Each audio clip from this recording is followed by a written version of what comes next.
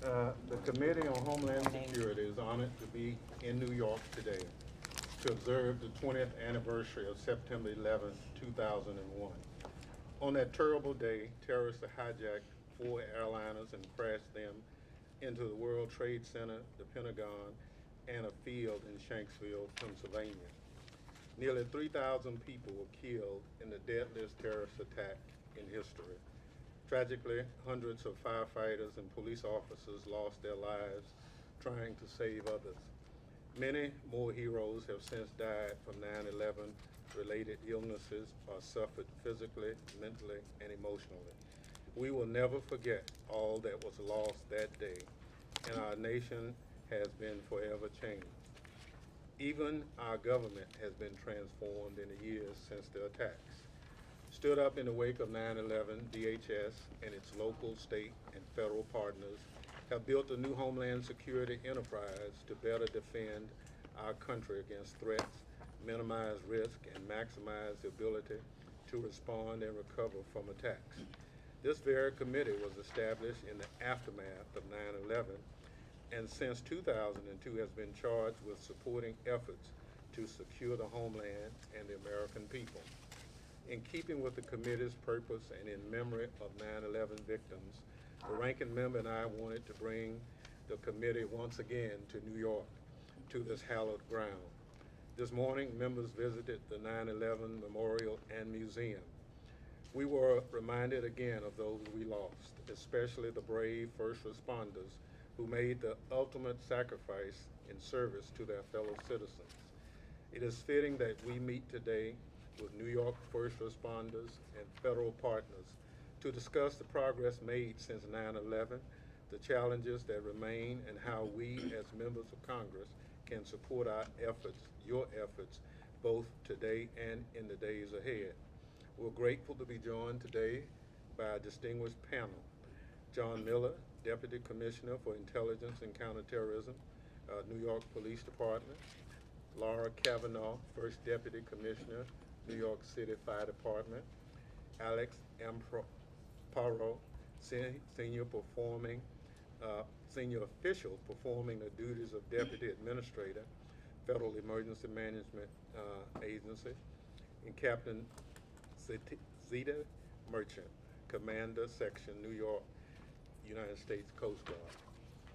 I appreciate the committee members who traveled here today, as well as those who called New York home, including Subcommittee Chair Yvette Clarke, Committee Vice Chair Richard Torres, Caucus Chair Hakeem Jeffries, and Judiciary Chair Jared Nadler, in whose district we're meeting in today, who will make opening comments after the ranking member.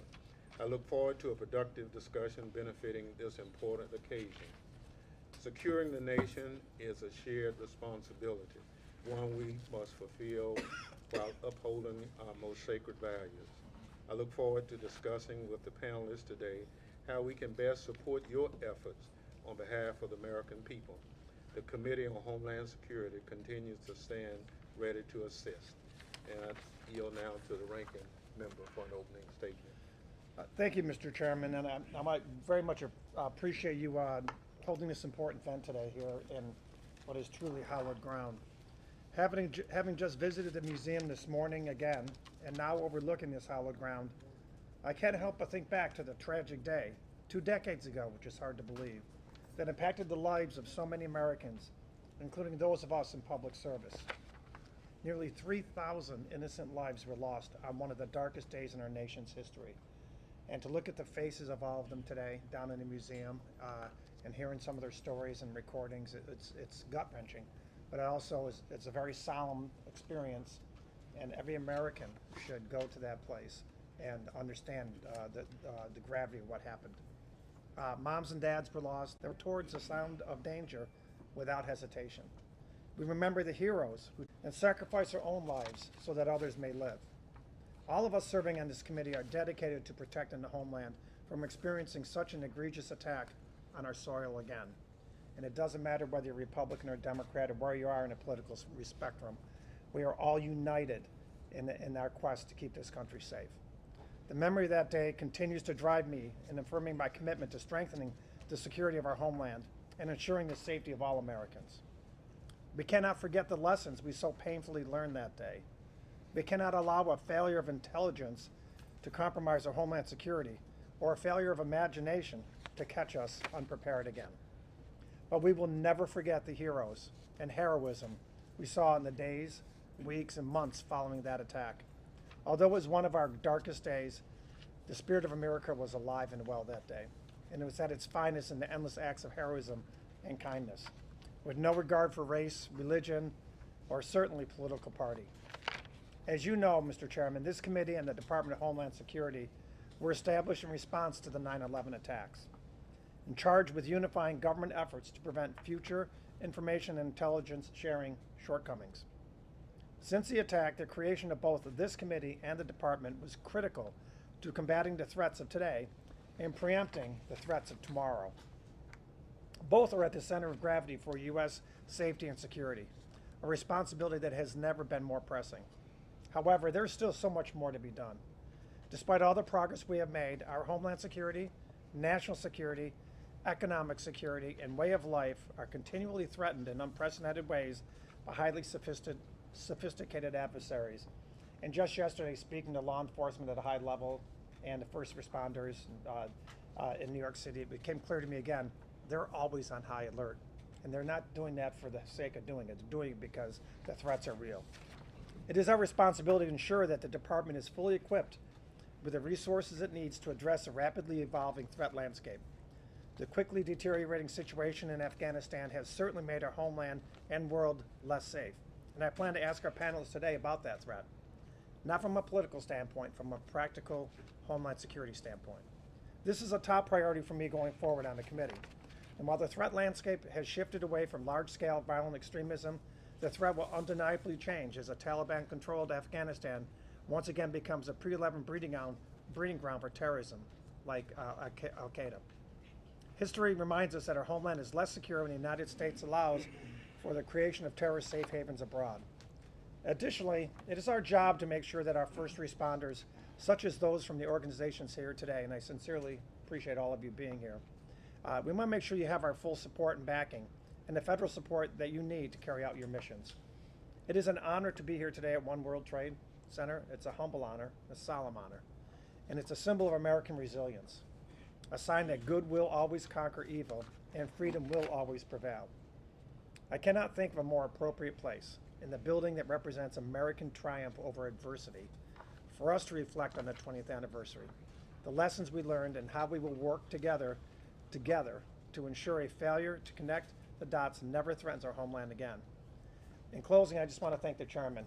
He's a friend, he's a colleague, and we work together, and we hopefully set the standard for the rest of Congress that you put political differences aside and you get things done. And we have to get things done for the sake of all of you and all that you represent. So with that, Mr. Chairman, I thank you very much. I yield back. Thank you, gentlemen. Yields back. As I indicated, we are hosting this hearing in the district of Congressman Jerry Nadler, who chairs the House Judiciary Committee. And with that, we'll yield to Chairman Nadler. Well, thank you very much, Mr. Chairman. Let me begin by welcoming everyone to my district. It's hard to believe that 20 years have passed since the September 11th attacks, especially when so many of us here in New York live with the attacks every day. On this 20th anniversary, we reflect on the heroes of that Tuesday morning, responders who rushed into the towers, and other everyday Americans who risked and often gave their lives to lead strangers, co-workers, neighbors, and friends to safety. We also remember those who worked on the pile of often toxic debris for months as the mission changed from rescue to recovery to rebuilding. I'm heartened that my colleagues are here today to discuss these issues and other essential first responder issues, including how to improve information sharing, the ongoing need for Homeland Security grants, and how to best deliver resources to meet new and changing threats. And so I warmly welcome my chairman, Mr. Thompson, Ranking Member Katko, and members of the Homeland Security Committee to Lower Manhattan to the site of these horrible attacks. As we discuss these issues, we must always remember how the attacks of September 11th changed not just this city and our world, but the individual lives of those who lost a loved one that day and in the years since. As we approach the 20th anniversary this weekend, as we work on these ongoing issues, I urge everyone to pause and reflect on the thousands we lost that day and in the aftermath, and to reflect on our obligation to the survivors, to fully fund the World Trade Center Health Program, to care for the afflictions they continue to suffer because of the toxins produced by the collapse of the World Trade Center. In the words of Lincoln, to care for him who shall have borne the battle, and to remember the families, friends, and loved ones they left behind, and to renew our pledge to never forget September 11th and never forget to act on it. I thank you and I yield back. Thank you very much, Chairman Nadler. And again, thank you for what all you do as a member of Congress. And I heard nothing but accolades from the staff here on how supportive you've been to their efforts. Our first participant is Mr. John Miller, who's Deputy Commissioner of Intelligence and Counterterrorism for New York Police Department. Mr. Miller. Thank you. Good morning, Mr. Chairman and Ranking Member Katko and the members of the committee. I'm John Miller, Deputy Commissioner for Intelligence and Counterterrorism for the New York City Police Department. And on behalf of my boss, Police Commissioner Dermot Shea, and his boss, Mayor de Blasio, I'd like to thank you for inviting us to testify today.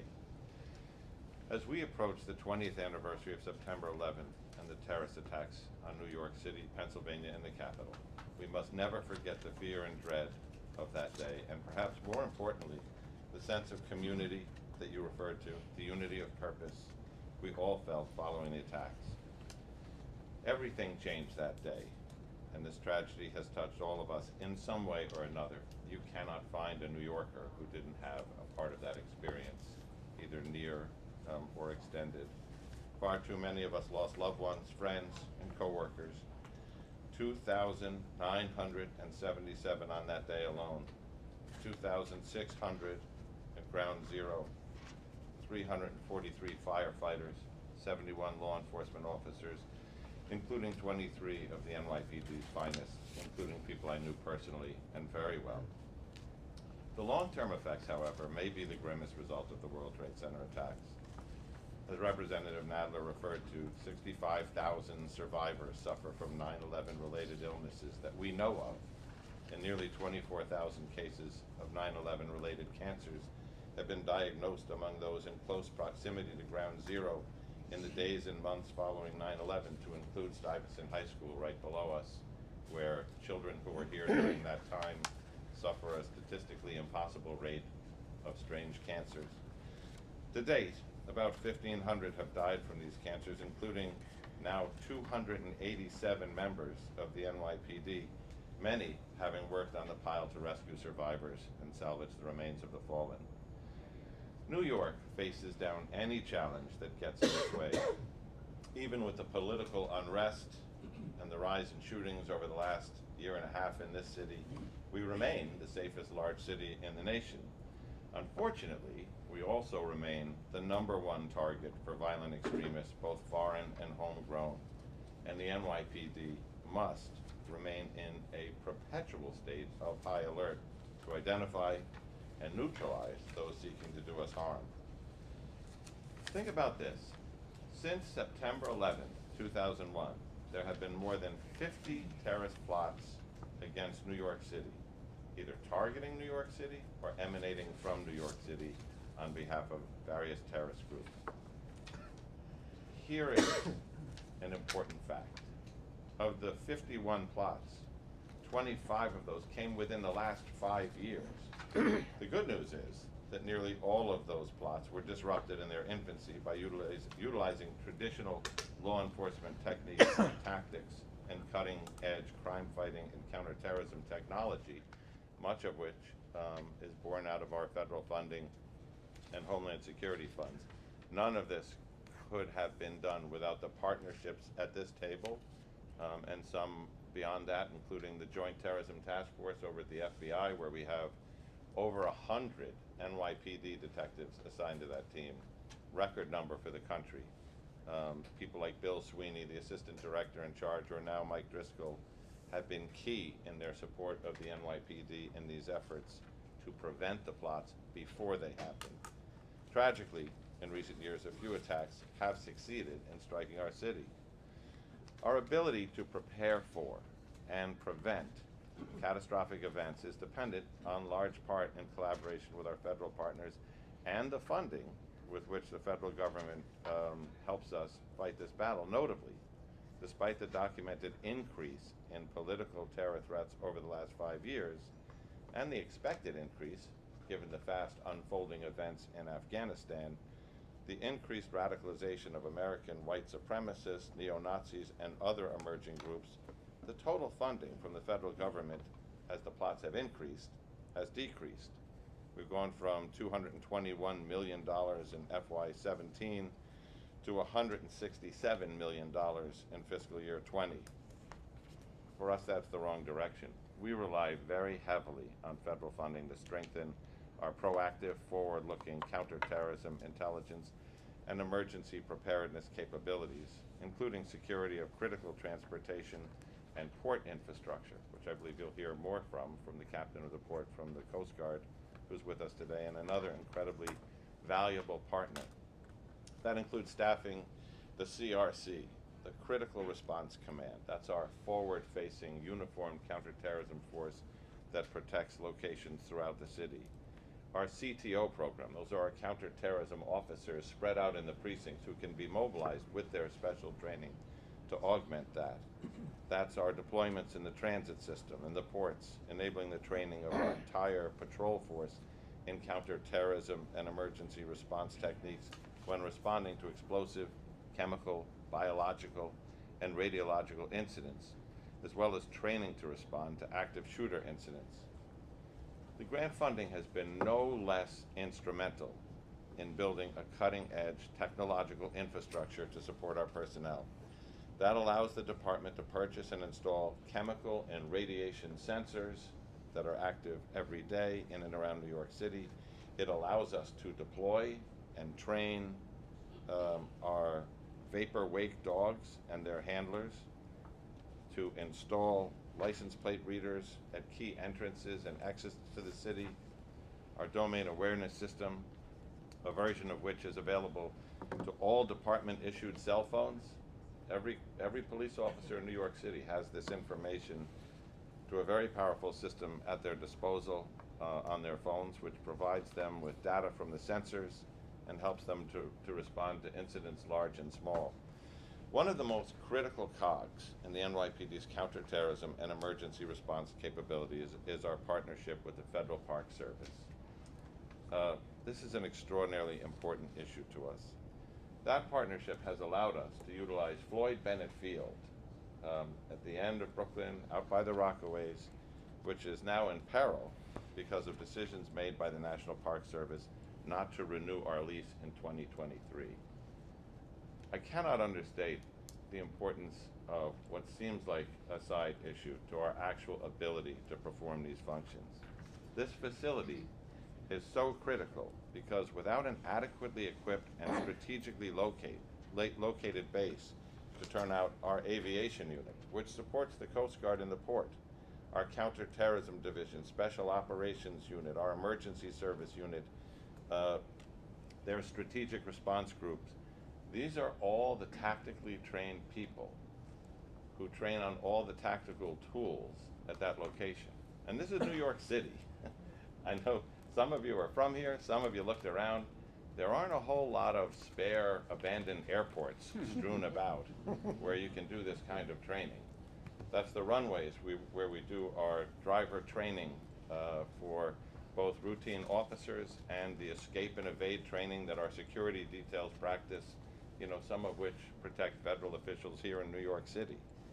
It's our ability to conduct these specialized training operations. It's where we have the rock pile, where we train our people and their canines to search for people who would be trapped in the rubble of a building collapse, or the 43 officers we deployed to Louisiana to assist with the hurricane down there, or a terrorist attack like Oklahoma City, or God forbid, 9/11. It's where we have our subway cars, where we train for active shooters in the transit system. And the idea of picking this up and relocating this infrastructure to where? A place like New York City, after having been there for so many years, is critically challenging to our ability to protect this city. This has followed years of bureaucratic harassment by the Park Service at that location because they have prevented us to turn a screw or hammer a nail or make physical improvements on our infrastructure at that location. They have put draconian requirements, such as requiring our divers to get recreational diver licenses to dive in the waters to practice rescues and underwater EOD operations. So I would call on members of this committee on the Homeland Security and Counterterrorism side to try and increase our interest in this, to make sure that this is not a trivial piece about land use, but a critical part of protecting New York City. Thank you for taking the time to hear the NYPD's viewpoint on security, and I'll be happy to answer any questions after our colleagues have spoken. Thank you very much. And on that note, I don't think there'd be any opposition to the ranking member and I going on a letter asking the National Park Service to cease and desist. I would use a little stronger language of that, but yes, I agree. We would appreciate it if the police Yes. department didn't end up with squatters' rights. Right. Yeah, we understand that. So, Ms. Kavanaugh is First Deputy Commissioner, Fire Department of the City of New York. Welcome. Thank you. Good morning, Chairman Thompson and Ranking Member Katko, and all the members of the Homeland Security Committee who are present here today. I am Laura Kavanaugh, First Deputy Commissioner of the FDNY. On behalf of Commissioner Nigro and all of the members of the FDNY, thank you for having us here today, and thank you for all of the support that you give us every day. On September 11th, 2001, a beautiful day became suddenly dark and tragic. The worst day in the history of the New York City Fire Department. One after another, FDNY members of all ranks, from probationary firefighters and EMTs to senior chiefs, entered the towers to courageously fulfill their duty. Among the victims of the World Trade Center attacks were 343 of those brave responders. They perished alongside 71 law enforcement officers, including 23 members of the NYPD. In the weeks and months that followed, determined men and women toiled ceaselessly among the remains of the collapsed buildings, working to recover every victim possible. Many of them became sick, and to date, 257 of our own have died. The response of those firefighters, EMTs, and paramedics exemplified the bravery and sense of duty that our FDNY personnel display every day as they protect life and property and serve our city and our community. I am accompanied here today by Battalion Chief Joe Downey, sitting right over here. Chief Downey's brother is a deputy chief in FDNY. Their father, Deputy Chief Ray Downey, gave his life rescuing occupants at the World Trade Center on 9/11. Not only does this family exemplify the ultimate sacrifice that FDNY members make on behalf of others, but they also exemplify a commitment to continually improve our department and to grow its capabilities. Chief Joe Downey just returned from Louisiana, where he was leading New York Task Force 1 in rescue and recovery following Hurricane Ida. It is a direct result of the federal funding that we receive that allows us to act as an all-hazards regional asset. Our members are honored to serve in this capacity across the country as a way to give back for the support we received 20 years ago on that terrible day. The legacy of September 11th is one of tragedy and sacrifice, but it also precipitated a great deal of innovation and improvement in the way that we respond to terror attacks and emergencies. A strength of the New York City Fire Department is that we learn and grow after every incident. In the aftermath of 9/11, the department reviewed the response and learned several lessons regarding technology, tactics, and strategy. We continuously analyze the changing threat landscape to learn and evolve our responses. We work with our federal, state, and local partners to meet these challenges through a matrix of specialized training, planning drills, and cutting-edge equipment, preparedness programming, and by sharing information and intelligence. Put simply, the resources that you have provided us with allow the FDNY to be an all-hazards response agency, both for New Yorkers and for the entire country. We use federal grant funds to purchase assets and train skilled operators who are put to good use not only here in New York City, but across the United States. Specially trained teams, including our federally funded urban search and rescue members, are frequently deployed to help local emergency responders operating after hurricanes, earthquakes, wildfires, and all manner of emergencies. In recent years, IMT teams have been deployed to Puerto Rico, California, Texas, Montana, Louisiana, and Florida, just to name a handful of locations where we've used our federal resources to lend a hand. Mutual aid is critical in the field of emergency response, and federal funding enhances our value as an agency that responds to needs here and across far-flung areas of the country.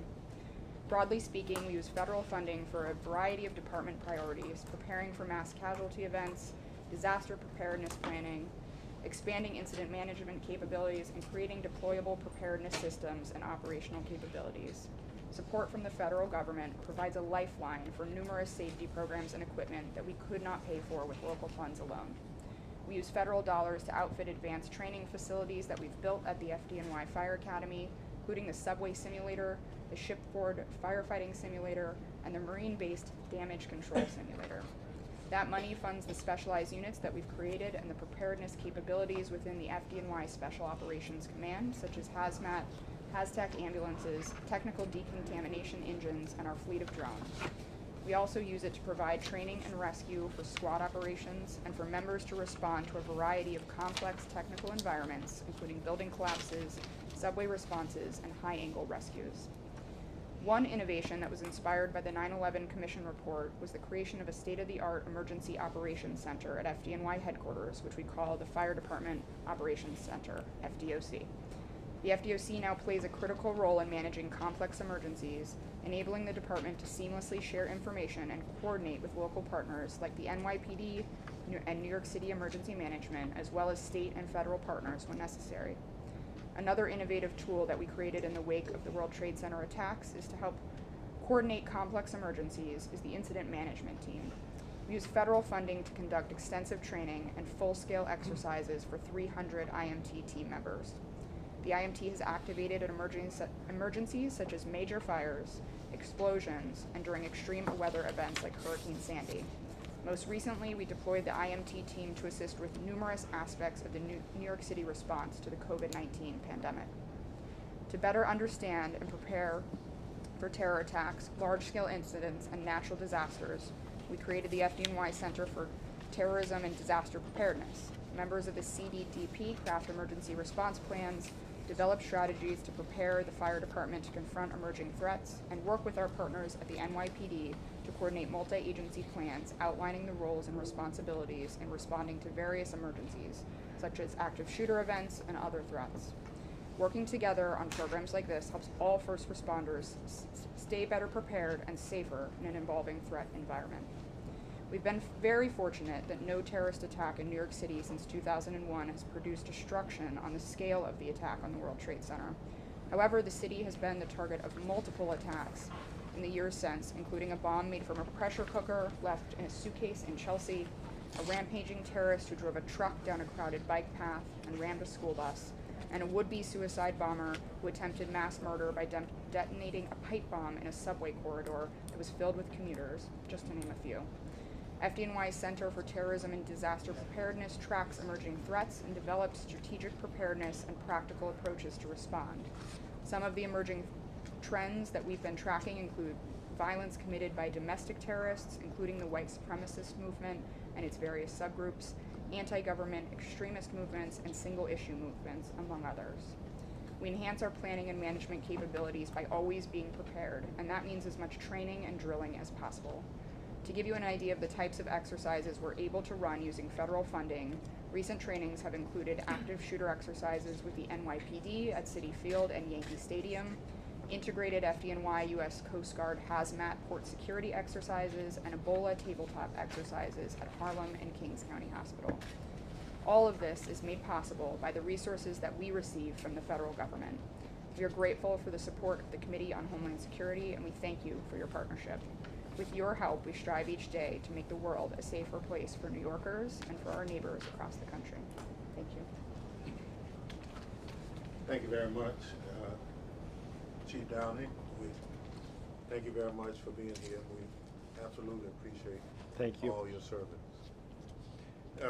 Our next speaker will be Chief Security Officer for the Port Authority of New York and New Jersey, Mr. Bilchik. Good enough. John Billich. All right. It's a Southern thing. I have trouble with it myself. Yeah. Good morning, Chairman Thompson and Ranking Member Katko and members of the U.S. House Committee on Homeland Security. My name is John Billich, and I am the Chief Security Officer of the Port Authority in New York and New Jersey. Thank you for inviting me to participate in this roundtable discussion. On behalf of Chairman Kevin O'Toole and Executive Director Rick Cotton, certainly appreciate this opportunity.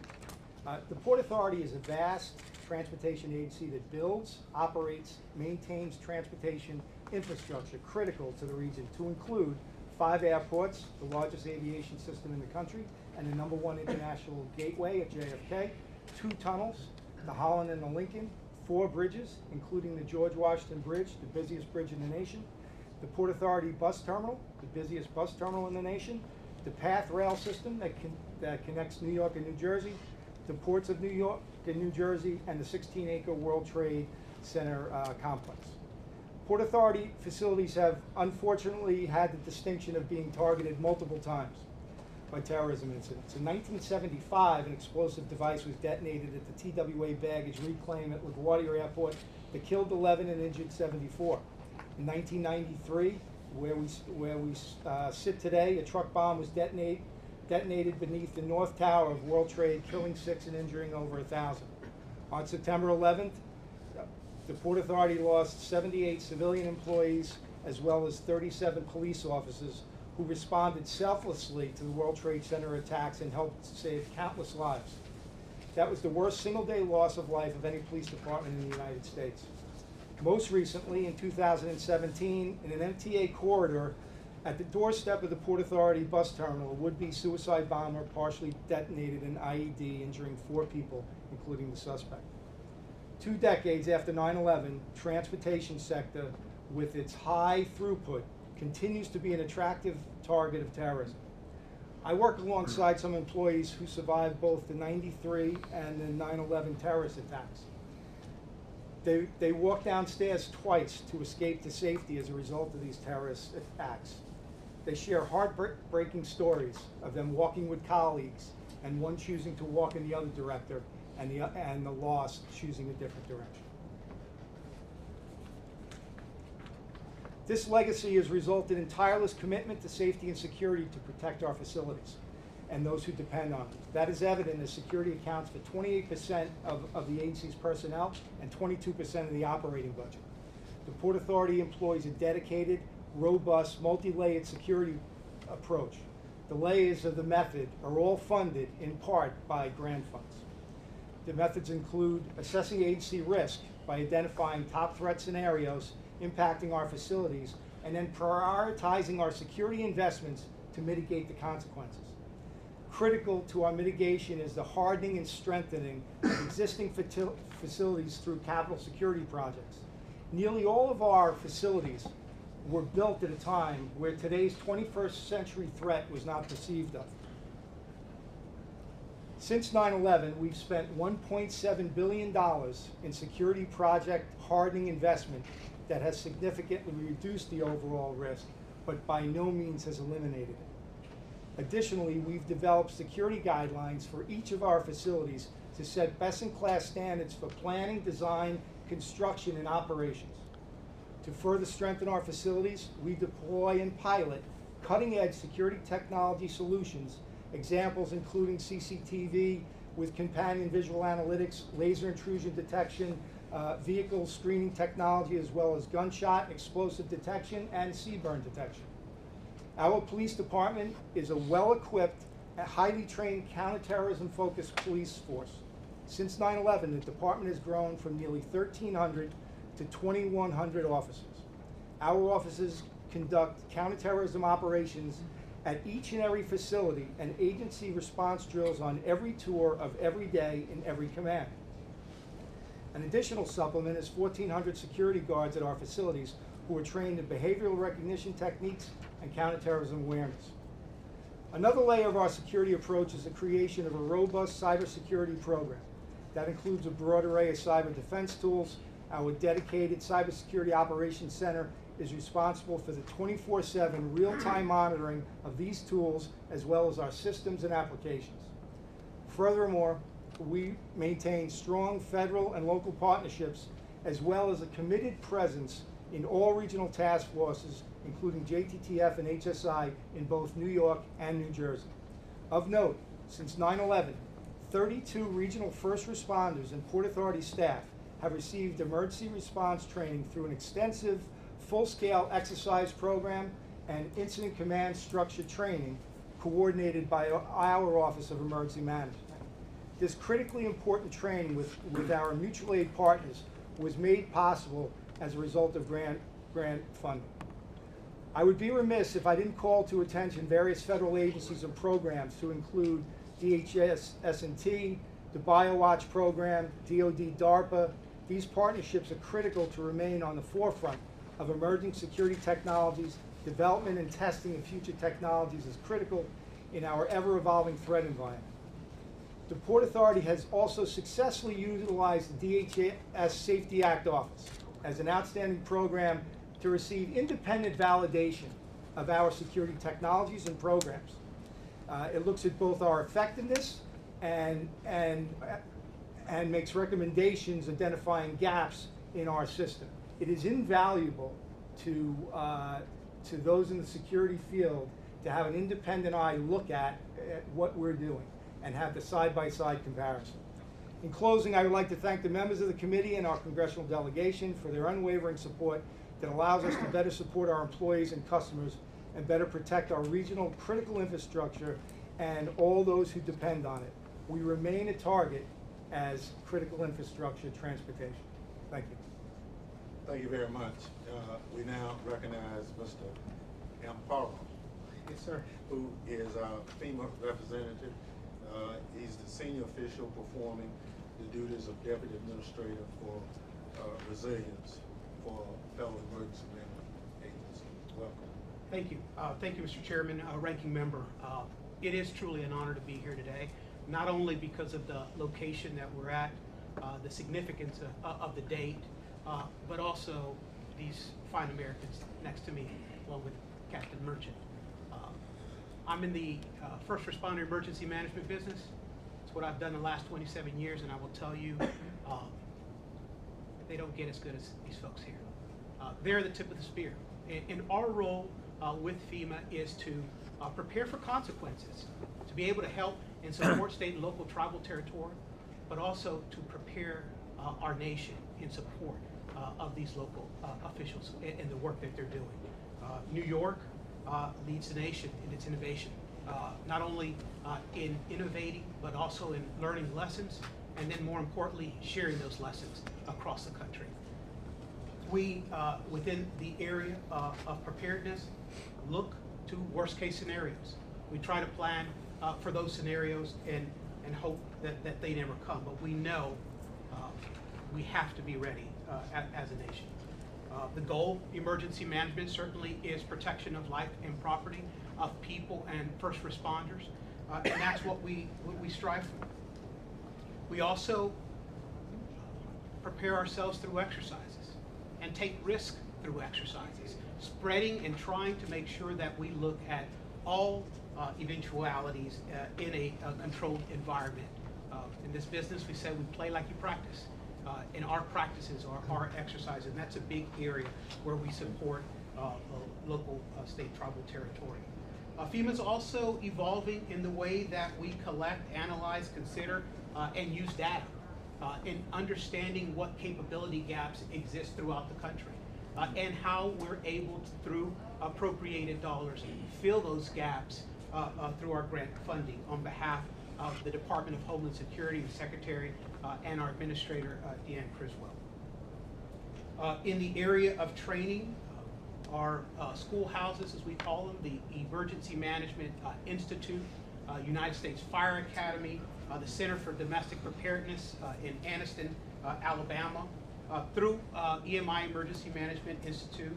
Since 9/11, there have been over 100 graduates in the Master's Exercise Practitioners Program from FDNY, NYPD, New York City Emergency Management, and other city departments.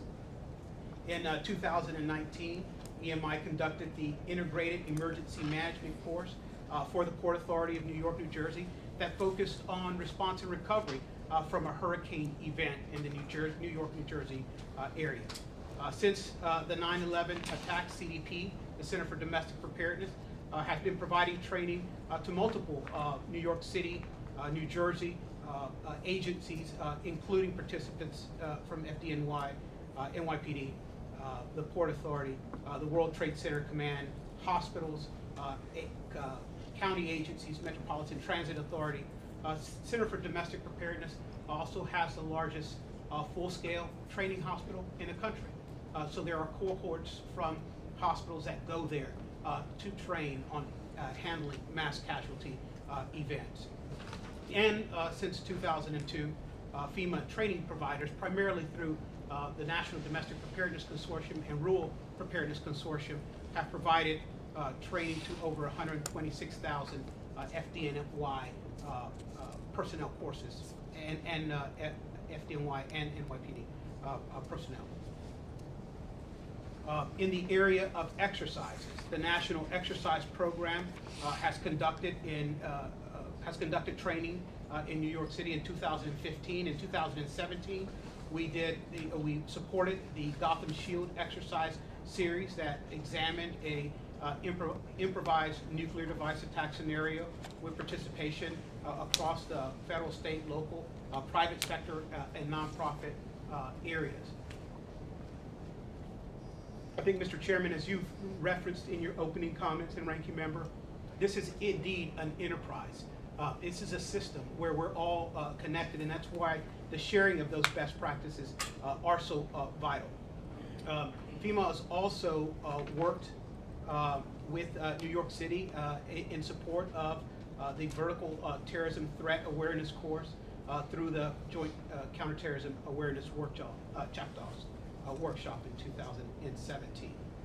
In the area of technical assistance, over the last 2 decades following 9/11, with the help of state and local tribal terror partners, we continue to focus on understanding emerging threats, hazards, and continue to evolve to protect our nation, our communities, our critical infrastructure against natural, man-made, invest in resilience to mitigate the effects of climate change, and deliver services in a way that ensures equity and inclusiveness. That includes on-site delivery of training on inoperable communication, transit risk assessment and management, fusion center development, and fire service information sharing workshops. In the area of continuous improvement, continuous improvement is the DNA of emergency management. It's about looking at every event, every exercise, and figuring out what we did right and how we do better. In that area, we have invested significantly as an agency to provide state and local capabilities to be able to track, collect the right data, and come to conclusions that can affect our future. In 2019, we provided customized continuous improvement technical assistance to support the City of New York, to support the efforts in identifying areas of work in areas that should be shared. Obviously, as referenced by our partners here, preparedness grants is a big part of DHS's portfolio and FEMA that works those grants on behalf of DHS. In July, Secretary Mayorkas announced final allocations for $475 million in 7 competitive preparedness grants areas. These allocations, together with the almost $1.5 billion in non-competitive grant funding announced earlier this year, so nearly $2 billion in fiscal year 2021 alone, to communities throughout the country. These grants, I think, demonstrate the commitment to addressing the most significant, persistent terrorism-related threats to our homeland. The Secretary has provided areas of focus, not exclusive to these areas, but areas of priority to include cyber, domestic violent extremism, emerging threats such as the UAVs that discussed earlier, intel and information sharing, and soft targets in crowded places. Other examples, I think, relevant to where we're at now of use of these grant funding include the Fireboat 343, named in honor of the firefighters of 9/11, along with her sister ship, Firefighter 2, primarily in large part made available through UASI funding and port security grant funding through DHS. For NYPD, I think you've heard of the domain awareness system. I think that's one of the crown jewels of the work that's being done in this area that's innovative and worth sharing across the country. And so with that, I would say that one of the emphasis that the Administrator Criswell and Secretary Mayorkas has placed on us as we look at these grant programs moving forward is stakeholder engagement. And to that end, we have held 12 listening sessions throughout the country, and we are committed to continuing to listen to understand what's changing both in the threat and then how local and state jurisdictions are meeting that threat, ensuring that these grant funds go to the best use. Thank you, Mr. Chairman. Thank you very much. Our next speaker is the Commander of Sector New York, and as well as Captain of the Port of New York and New Jersey for the United States Coast Guard. But in a full disclosure, she is from Jackson, Mississippi. That explains it. I know how it looked, but it just happened that way. Captain Merchant. All right, thank you, Congressman. Chairman Thompson, Ranking Member Cato, and distinguished members of the committee. I am truly honored at this opportunity to participate in this roundtable discussion with my fellow colleagues and partners. And I thank you for taking out the time to spend with us today. I would be remiss if I did not begin without acknowledgement of the tragic loss of lives on September 11th and the many lives lost and impacted over the last 20 years since that fateful day. We vow to never forget. For the United States Coast Guard, September 11th was a watershed moment. It changed the way we thought about and the way we respond to maritime threats as a military service. We often say the work that we do in safeguarding the New York Harbor is a team sport. And there was no better example of this than on September 11th when the Coast Guard led the largest maritime evacuation in history. Over 500,000 people was transported to safety in approximately 9 hours by hundreds of our port partners who answered the call. And 20 years later, that dedication to unity of effort has only gotten stronger. We have the best in the business that we've already alluded to here in New York, and I'm honored and humbled to stand beside them in service. Today, post 9/11, with those same port partners, maritime stakeholders, and local first responders like NYPD and FDNY, we are dedicated to identifying gaps in port security and intelligence and work together to resolve them. Collectively, we are laser focused on preventing and minimizing disruptions to port operations and facilitating the rapid recovery of the maritime transportation system post-incident. It is lost on most people in New York that New York City is truly a maritime city, and the Port of New York and New Jersey is the economic nerve center of the East Coast. We are the #1 port in passenger vessels like ferries.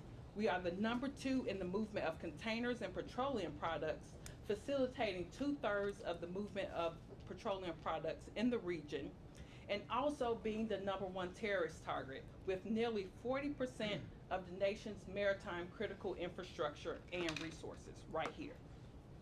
Clearly, our collective focus is to safeguard the port, enable maritime commerce, with port security always in mind. And if and when disruption occurs, as a federal maritime security coordinator and the captain of the port, my top priority is to work to minimize the effects through systematic and tested procedures developed in tandem and executed in concert with our Area Maritime Security and Harbor Operations Committee that consists of a lot of the members here on this panel, as I could not manage the safety and security of the port without the collaborative efforts of our port partners and maritime stakeholders.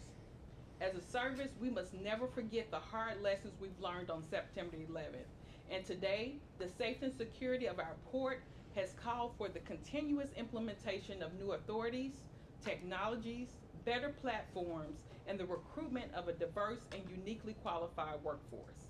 In addition to the increased funding of our local, state, law enforcement, and port partners through port security grant fundings, which has allowed us to build outstanding counterterrorism capabilities in the Port of New York and New Jersey since 9/11.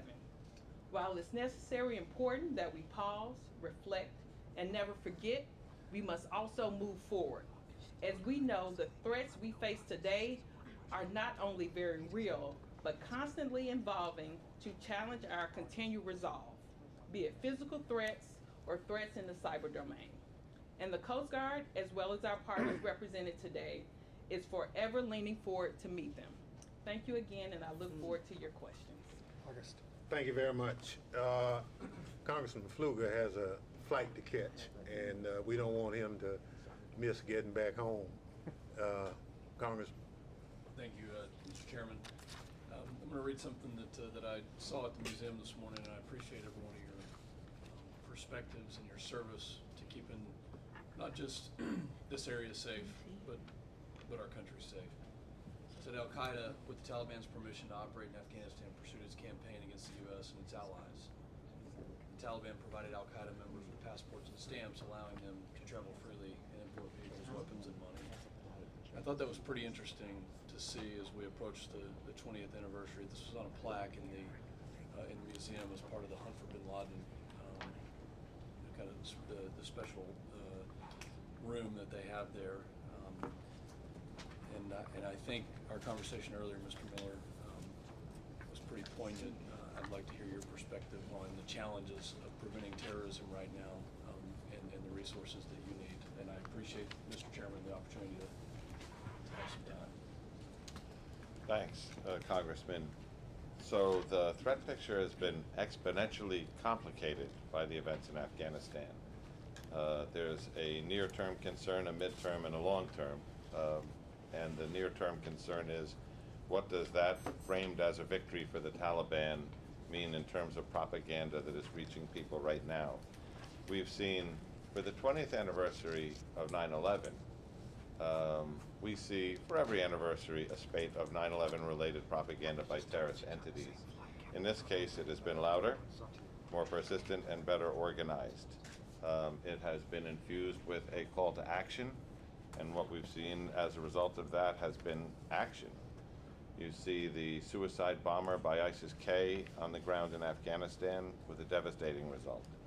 You see an attack in Plano, Texas by a Lyft driver inspired by ISIS propaganda who, not a Lyft driver, a passenger in a Lyft car who killed the driver. And then what was his next target was a police facility where there was a shootout.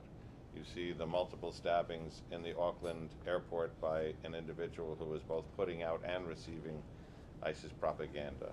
In April, we saw The Wolves of Manhattan, Al-Qaeda's magazine, come out, followed by the Inspire Guide in June, and posters featuring the World Trade Center in flames by the Al-Farsan Media Group. And what does it mean, propaganda? Propaganda is a psychological operations tactic, but propaganda has translated to action. When Aqaed Ullah blew himself up in the busiest subway station in New York City with a suicide bomb, I stood over him and asked him, while smoke was still coming up from his failed device, about what and why.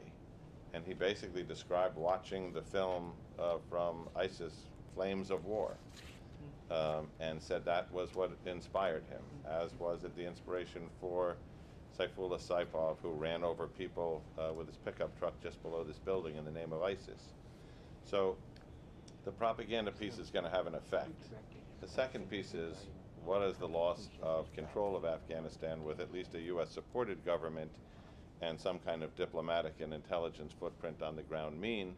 And the answer is we don't know yet, but the risk is that we're back where we started, in that the way and the reason a 9/11 could happen and did happen is because Al-Qaeda was able to have the infrastructure of sanctuary and safety on the ground in Afghanistan unchallenged, that it was able to operate 3 major bases and a number of satellite entities, including an intelligence and surveillance course for people who were trained specially to scope out targets for vulnerability.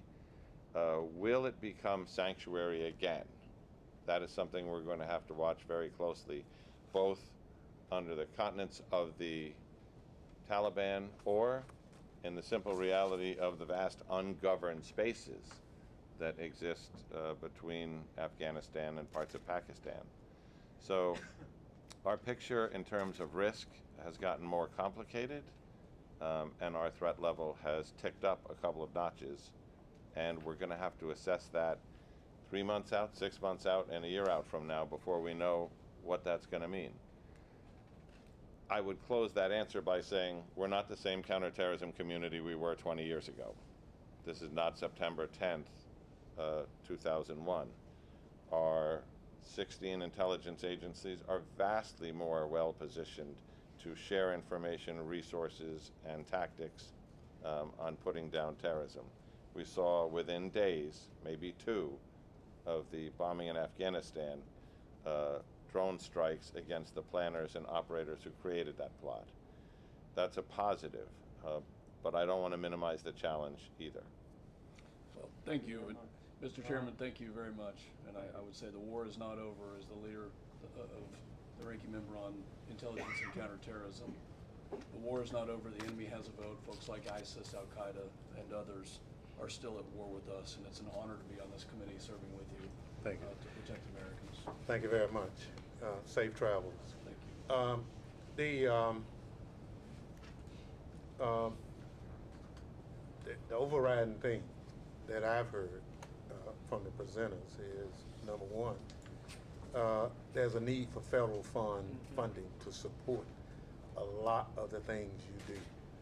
Training, the purchasing of equipment, and just about, including this time of year, members of Congress have to make choices in terms of what they can support. So some of the things we put in the money is conditions. From 9/11, I think there was an interoperability question between NYPD and the fire department and other responders. So we tied the conditions for the money that you had to talk to each other. And we've tried to grow that out. And I'd like to ask the Port Authority of New York and New Jersey the question of how would you fare without the federal funding that supports your mission? It would be very difficult. It would be very difficult. As I mentioned in my remarks, we have facilities that have tremendous tens of thousands of people go through every day. They're soft targets. You look at any of our facilities where we have queuing. People could walk off the street. We've got a community of travelers and commuters that hand carry items constantly. So the threat of IEDs and active shooter is ever present.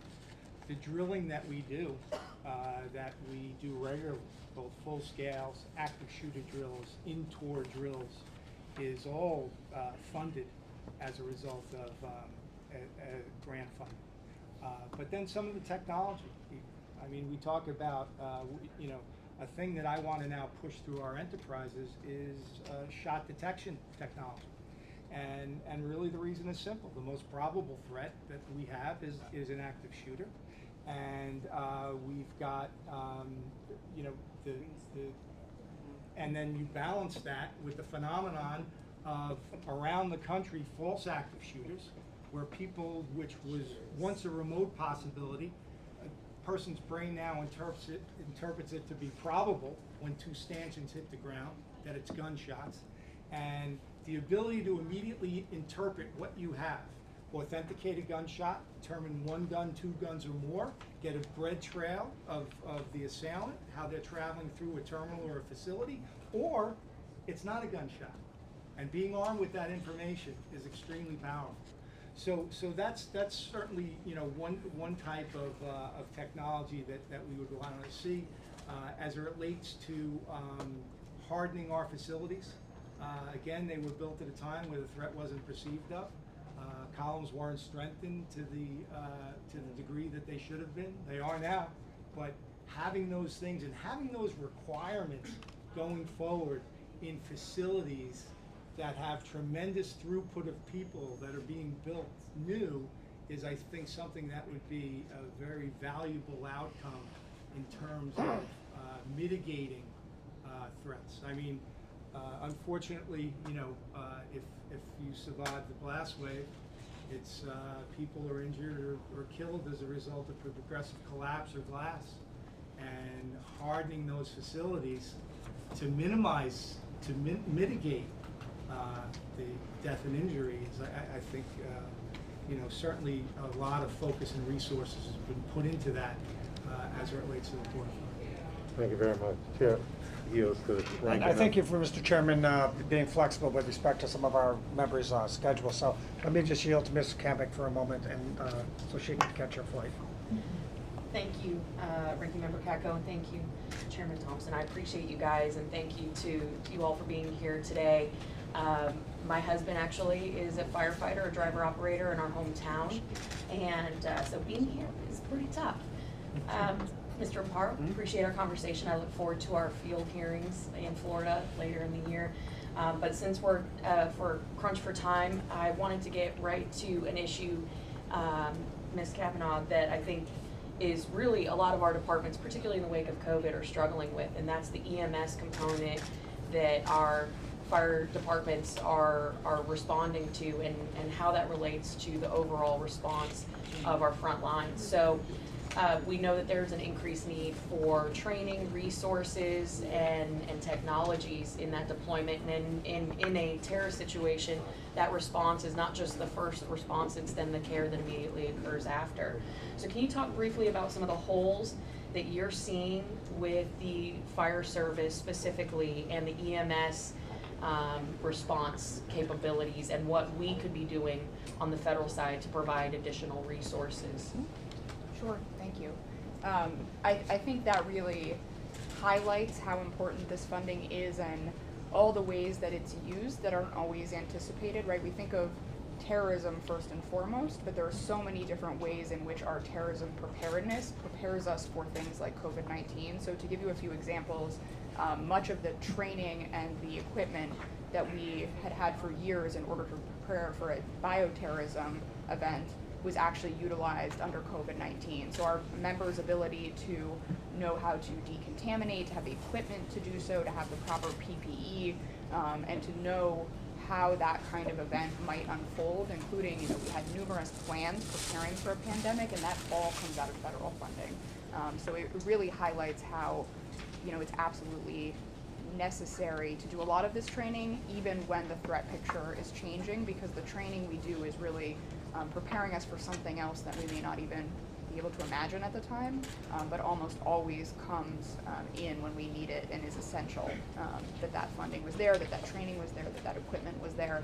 And same thing goes for being a regional asset. So, you know, when COVID hit, obviously New York was first in the country to be hit really hard, and we had to call in FEMA resources. EMS from other states came to help us because we were hit so hard so quickly. And we, as I mentioned, are often deployed to help others. So those are some areas where there's really a lot of overlap between things that you might typically think of as terrorism and things that you might not typically think of, but that our training and funding has actually been absolutely essential in that regard.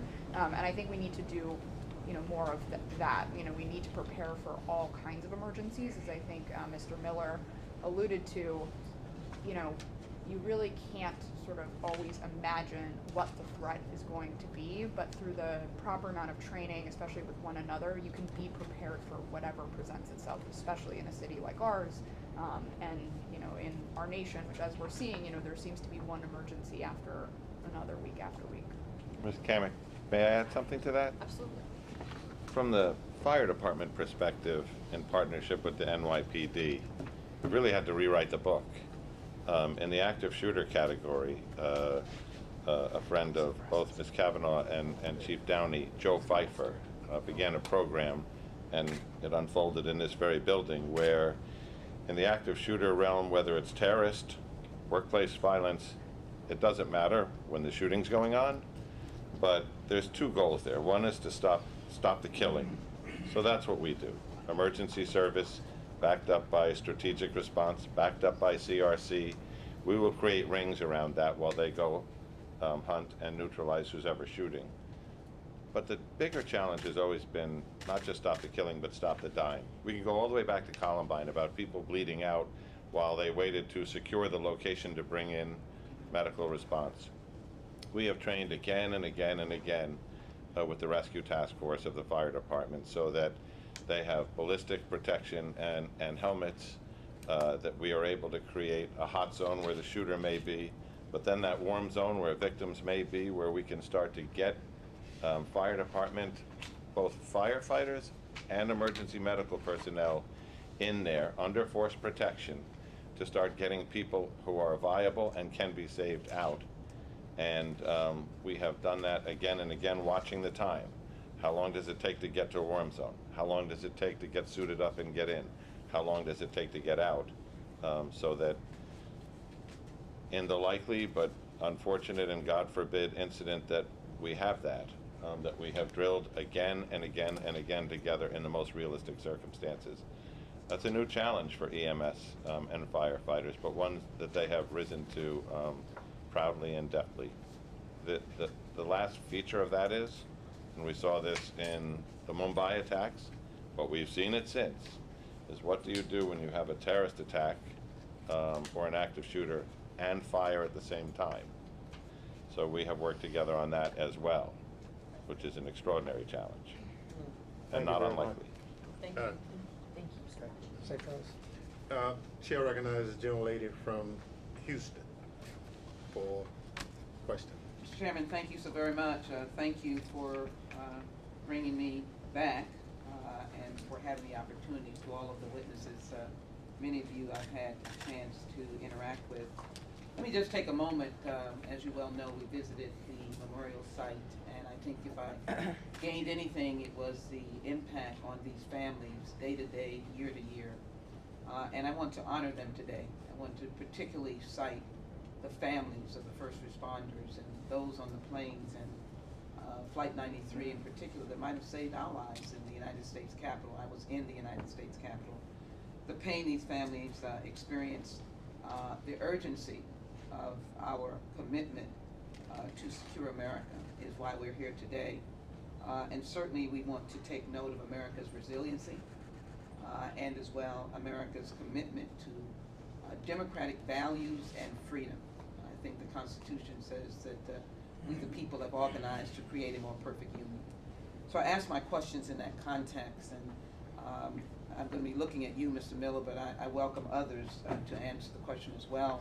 One of the things that was striking in 9/11 aftermath in the report was a stovepipe type level of communication, and also as it relates to intelligence. It pained my heart when I was reminded of that when I walked through that memorial. Military, law enforcement, and CIA. I'd like to know how we have helped in Homeland Security to improve that, and I'll let you answer, and then I have some questions on, my time goes quickly, and I have some questions on Homeland Security grants. But thank you very much, all of you, for your service.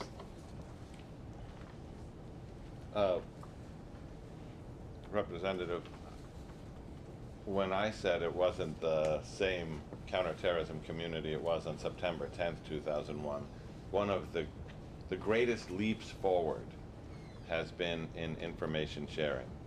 I have over 100 detectives at the Joint Terrorism Task Force. Each one is cross-designated as a federal agent with a top-secret SCI clearance, able to access across FBI databases the most sensitive information, and are briefed by representatives of the other intelligence agencies every day, and in turn I am briefed on the collective high points of that information.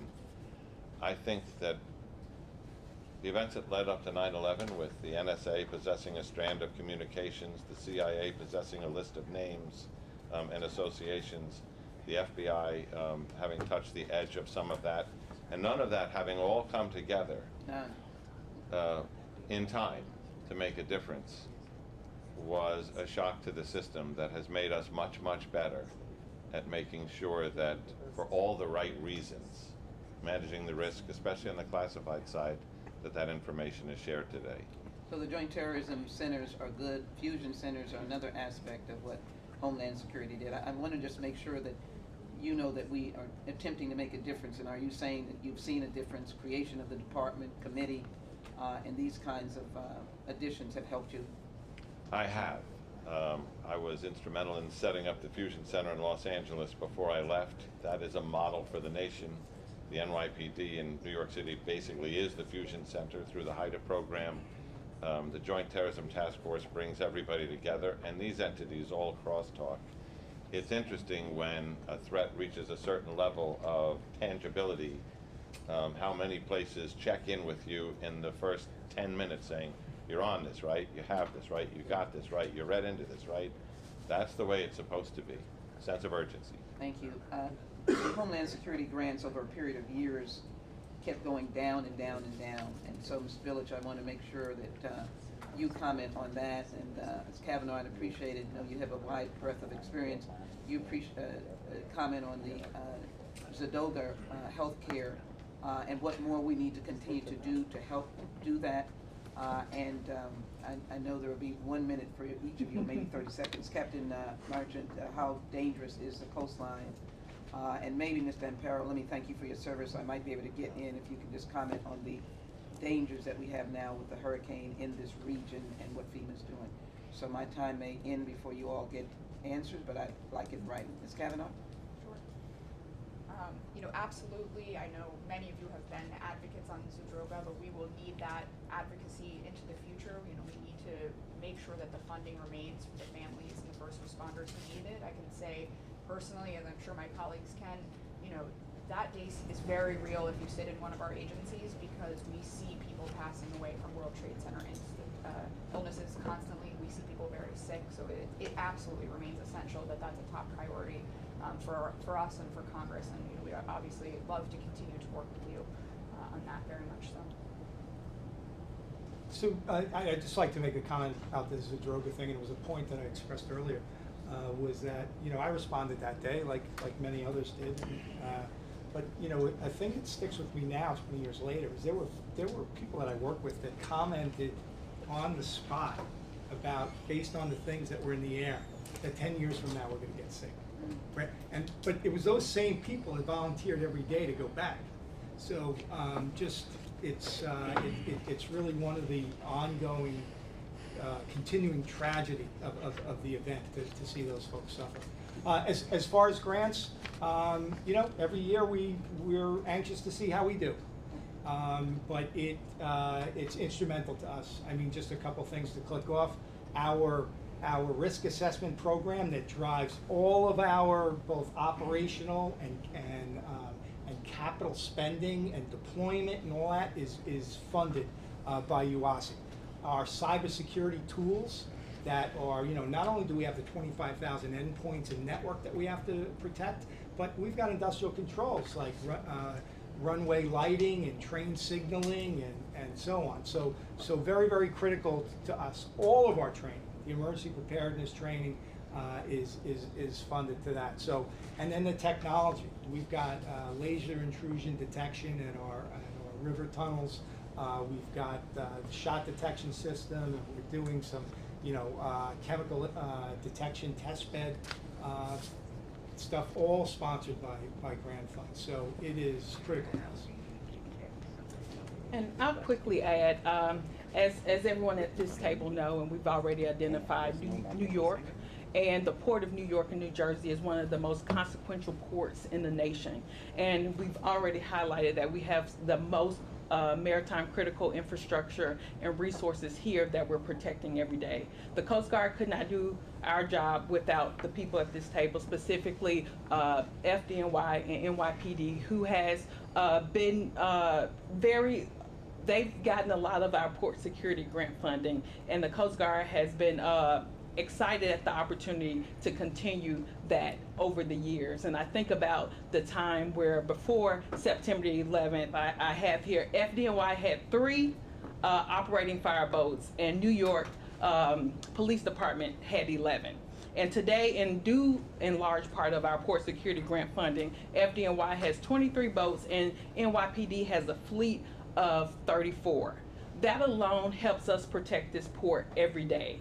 And without that funding, as they've already mentioned, we could not do what we do. We could not keep the Port of New York and New Jersey as safe as we can. So I thank them for being here today, and I thank them for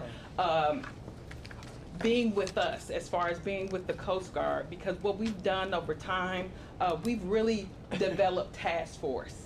And in the port security grant funding that we've done, as well as our area maritime security committees, we've created the task force to overall protect the region in doing, and with the funding, and doing this collaborative training exercises that we do every day, hands down, across New York and New Jersey. And so I just wanted to talk a little bit about the work that we've done together over the last 20 years with the port security grant funding and what we've been able to supply. And I think right now it's over $400 million in funding directly to the Port of New York and New Jersey, specifically for port security grant. And I know the other preparedness funds is a little bit more, but the port security grant funding has been over $400 million. Thank you very much. We got a hard stop at 12, so we all know FEMA. So we're going to yield to the ranking member. Thank you, Mr. Chairman. I appreciate being here, and I just want to reiterate what I said earlier about the bravery and the selfless dedication all of you had. Your father, I saw his picture today downstairs and at the museum, and all of you. And I just want to say thank you for that. As far as the funding goes, I hear you. I think Mr. Thompson hears you. We all hear you. We all know we need to do our part. And we absolutely are committed to that. We're absolutely committed to advocating that. And and absolutely understand that the threat does change, the threat does evolve. China's more of a bad actor now, especially in the cyber arena. We know that. Russia as well. We know those are threats. We also know the Afghanistan matrix. So it's our duty to help you in any way we can. But I will say, since I do have the bully pulpit for a second before I ask Mr. Miller a question, is that you can't cut $750 million from the New York City Police Department and expect them to be able to function as well as they did before in keeping this country safe when you're constantly on high alert. I think it's irresponsible, and I would ask the people in the local leadership here to do their part, because we're going to do ours, but they can't do their part. You're not helping the cause locally by keeping people safe when you're cutting their budgets. So I would ask the locals to consider that. Now, getting back to the evolving threat that I mentioned a moment ago, you said that, Afghanistan, I think your quote was exponentially complicated the situation, and we're kind of back to where we started. And you talked about it for a moment. Looking forward, what do we need to be doing with respect to the Afghan dynamic to help keep our country safe? Or what are some of the things we need to do, in your opinion and your expertise, to help us keep safe, not just in New York City, but all over the country? Ranking member, that crosses a few lines from what is the diplomatic outreach to what are the intelligence platforms you can use to collect when you don't have a solid American government footprint in country. Afghanistan is surrounded by 6 other countries. none of whom we have the kind of relationship with that will allow us to pre-position the assets you would need to do the kind of anti-terrorist enforcement that's going to be required in Afghanistan. So that's complicated. The propaganda piece and the terrorist infrastructure piece has real meaning. So I think, as Tom Friedman wrote in the Times, it's Afghanistan is not a morning after situation. It's going to be the morning after where we assess. And I don't want to sound naive here, but I'll say it for the record. How does the Taliban reshape itself? Do they try to become a part of the world community? Or do they take a former position of rampant human rights violations and allowing terrorist sanctuary?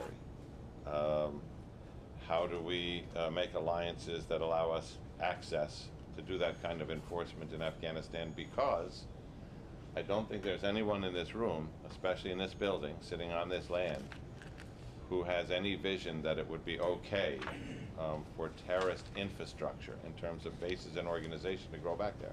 Yeah, and that's one of my concerns is one of their appointments to the cabinet is founder of the Haqqani Network, he's on the terror watch, terror list, and most wanted.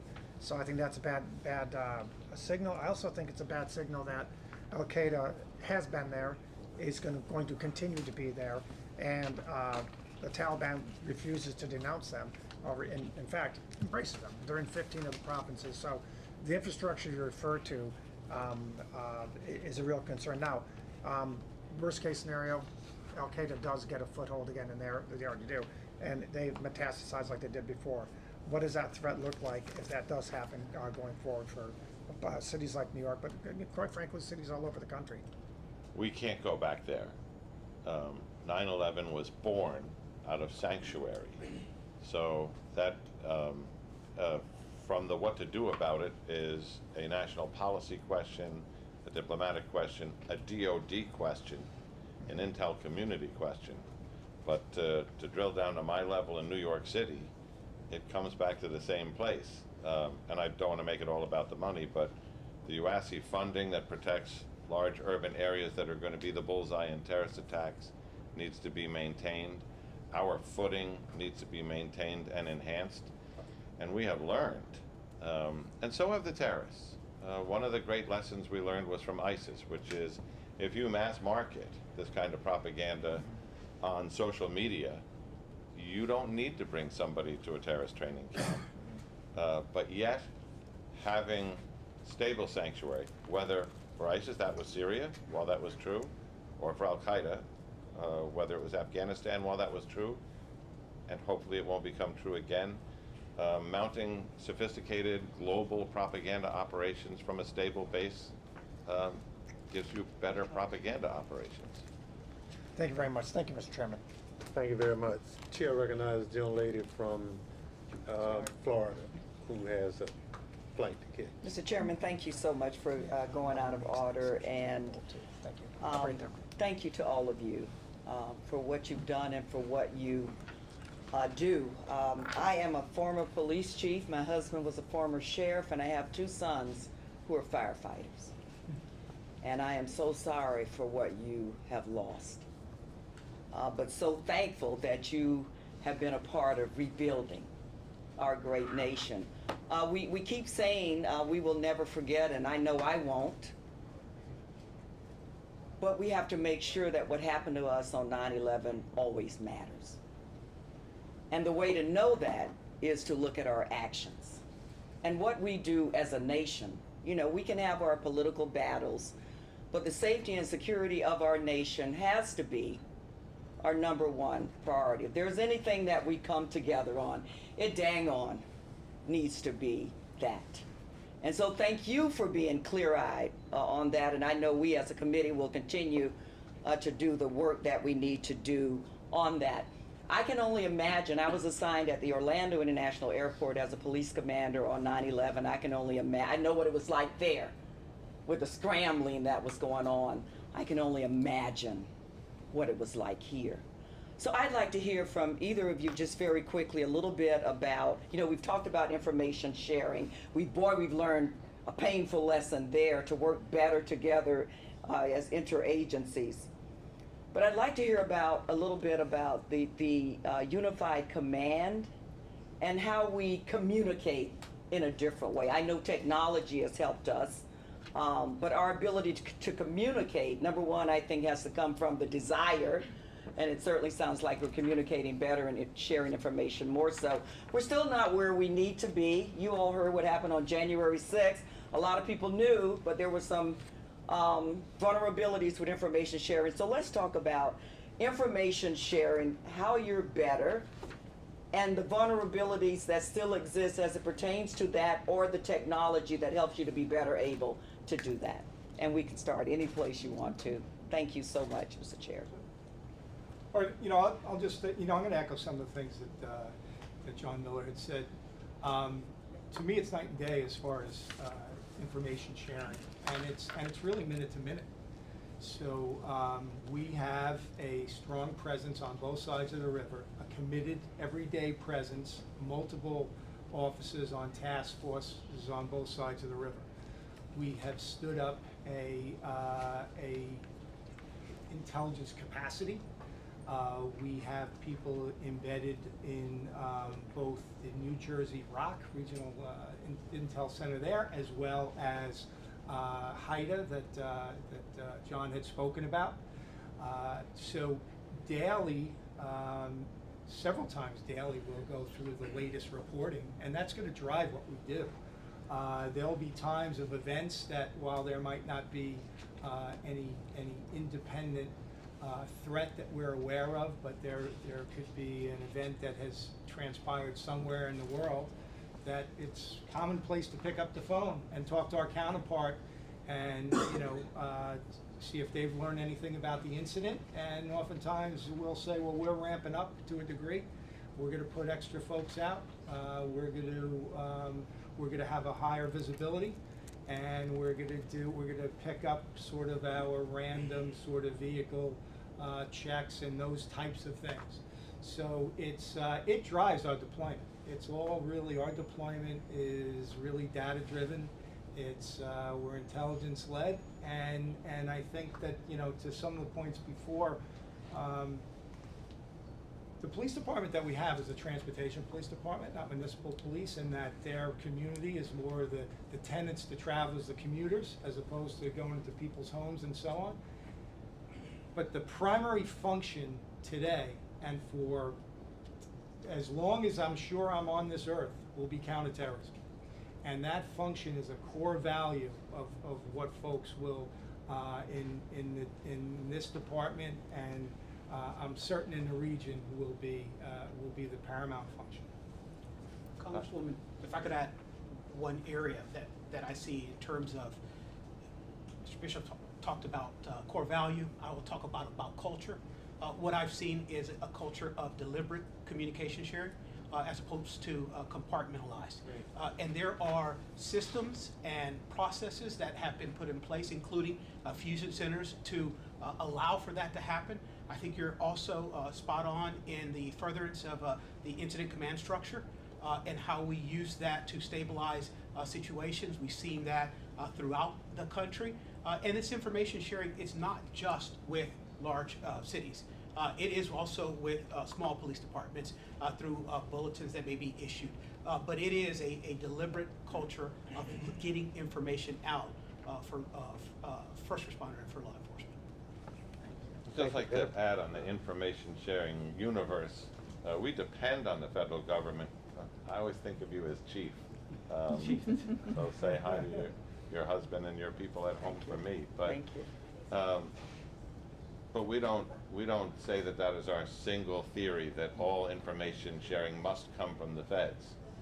We have a foreign liaison program in the NYPD, where NYPD detectives are stationed in Paris, in the prefect of police, in London, in Scotland Yard, sitting in their counterterrorism section, in Amman, Jordan, in their public security section, in Tel Aviv. Our detective there has been there for years and knows people better than most of his colleagues from the federal government, in Singapore, in Australia, in anywhere where this is an effect of globalization. their reports come in the wee hours of the morning because of the time differences, and we pour through them at the daily intel meeting every day, and that information then filters into our SHIELD program, which sends out notice to all of our private sector security chiefs and critical infrastructure partners, and then into our Sentry program, which sends that to all of our regional partners, which used to be on the theory that, you know, the target's going to be in New York, but the bomb or the attack may be actually formulated somewhere else. The World Trade Center bomb in '93, you know, came from New Jersey. The truck attack was an individual from Patterson. We get that.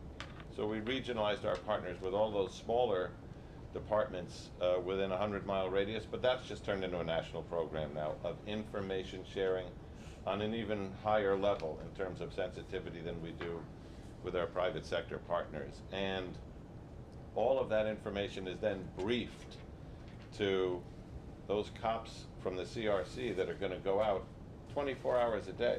You know, people say, I don't know, do you really need a counterterrorism resource on the midnight to 8 shift in a city that's sleeping? Well, first of all, this is the city that never sleeps, but I learned this from you, which is if somebody had said, where's the target in Orlando? And said, I have to face my resources towards Disney. If somebody had said, at a gay nightclub at 2:30 in the morning on Latino night, not downtown, but off the beaten path, would there be an ISIS-inspired active shooter terrorist attack?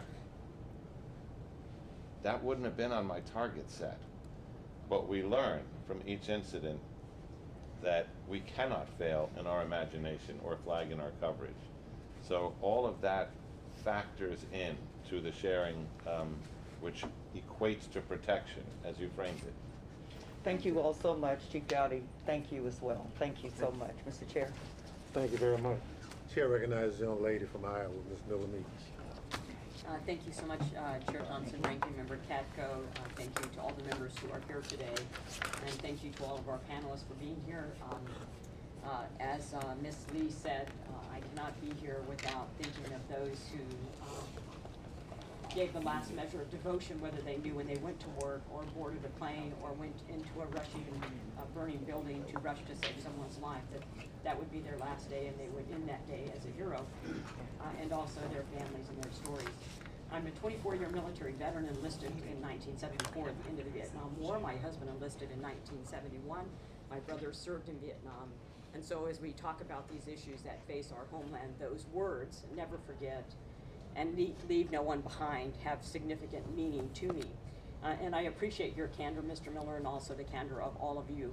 We face significant threats in our homeland, and as our President and the administration pivot to looking at China as a threat, but also we know that we faced in this committee the significant cyber threats, that those are real threats that demand our resources. However, I'm going back to the recent events that have just occurred. Based on what you said, Mr. Miller, on looking at the National Park Service not renewing a lease that's going to expire in 1923, the loss of a strategic asset for training, and mentioning that there are not many abandoned runways in this state or the city of New York, that you do training for response, training for evade capture, for hostage events, and an aviation unit for that strategic asset. And knowing that in this past month, we have lost a strategic asset in the Middle East in pulling out of Afghanistan. And I will also say that my comments, and I thank you for your candor, are very similar. Although I was in a medical unit, when you're in the military, you are in the military. You understand the assets that you need. You understand needing to have a runway and an airport. You understand a landlocked space. And no other friendly nations, and then how do we keep eyes on both Iran and Russia and China. And as Representative Pfluger said, we may have pulled out of Afghanistan and said that we have ended a forever war, but the global war on terror continues. We have not ended that war.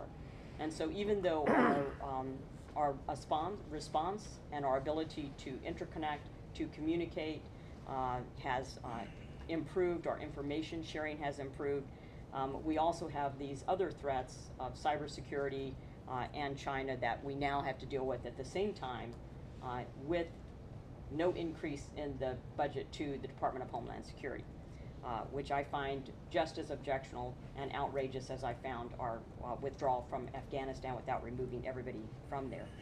I will also tell you, as a military veteran, and working with the Iraq and Afghanistan veterans in my district and my community, that this has been tremendously emotionally devastating for them.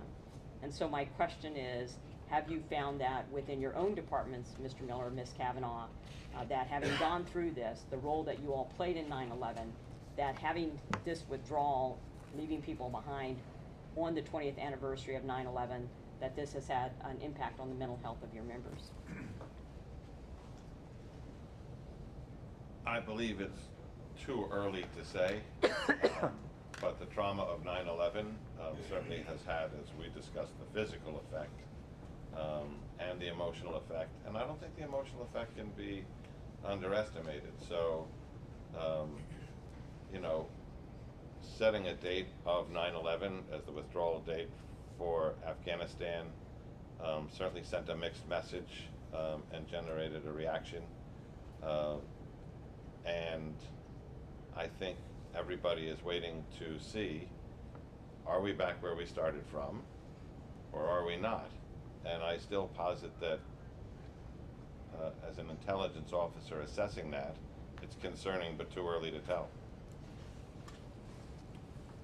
Yeah, I'd reiterate it's too early to tell on that specific event, but I would say, you know, our pledge to never forget is not only to remember the members we lost, it's also to take care of the physical and mental health of the members still here. And we have a tremendous counseling services unit, largely federally funded, that deals with the effects of 9/11, the effects of COVID, which has been a extreme event, has affected members of our department quite a bit, and a number of our people serve in the military as well. I think, as Ms. Demings alluded to, it tends to be run in the family to serve, as you well know.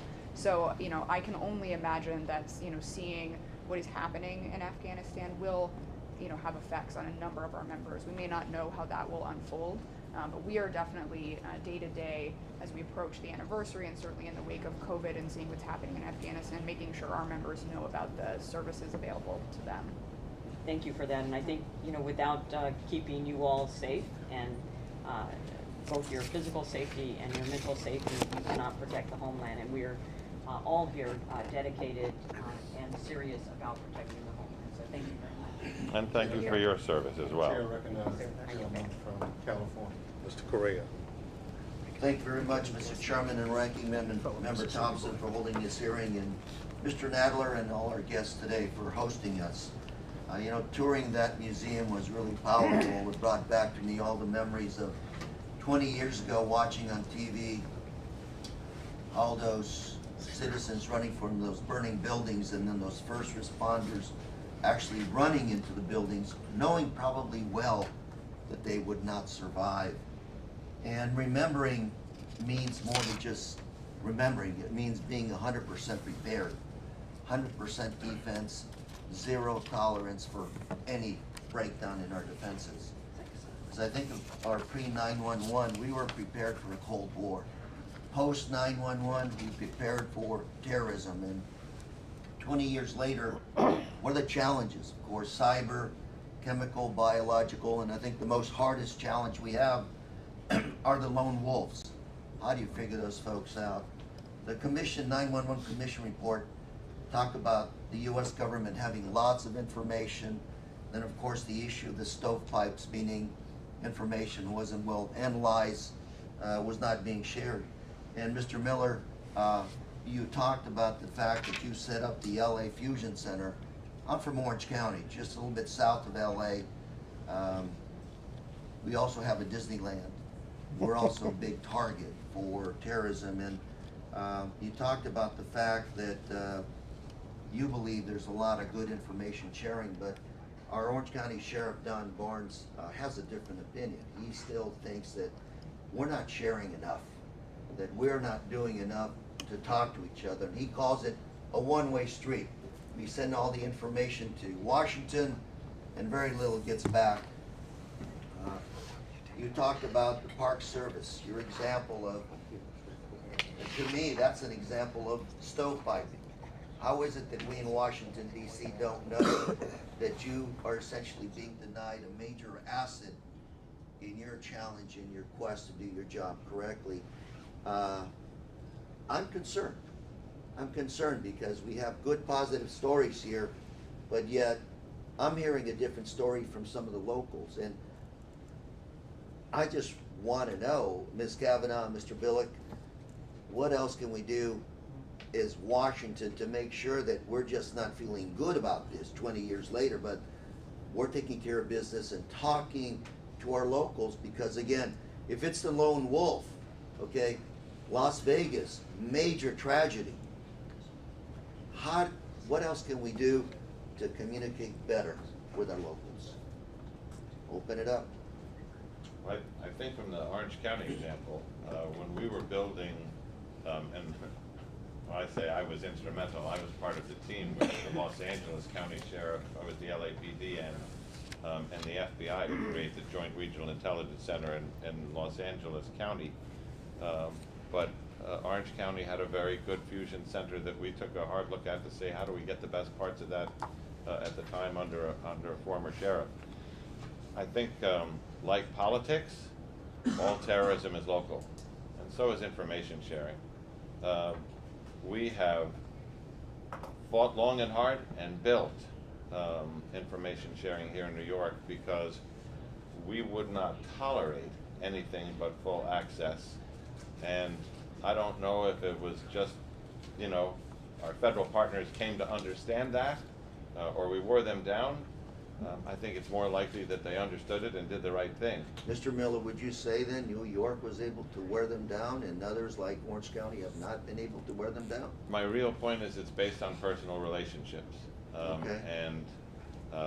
And yes, institutional sets of rules, but when I say all terrorism and information sharing is local, that's based on personal relationships. I have all my colleagues on speed dial, and we talk a lot. So I think if there's work to be done there, it needs to be done. As you have already framed, you know, Orange County is not out of the threat stream in any semblance of imagination. So if you can help, from your position, if you can help forge those personal relationships by bringing people together with the influence that this committee has, that couldn't hurt. And Mr. Miller, that would be my job, and I take that job seriously. I'd like to add to that, personal relationships, you know, there are 100 ways that we should formally share information that are essential, but personal relationships are everything. I participated in the Naval Postgraduate School's, one of their executive leadership programs, and those colleagues, even years later, are people who call me. Yeah, they call me, I called them. We didn't have anybody from Orange County, we did still have somebody from Ventura, and they had a mass shooting there, if you recall, a few years ago, and I immediately called him, and we immediately talked through, you know, what had happened, how did fire and EMS worked with their police department.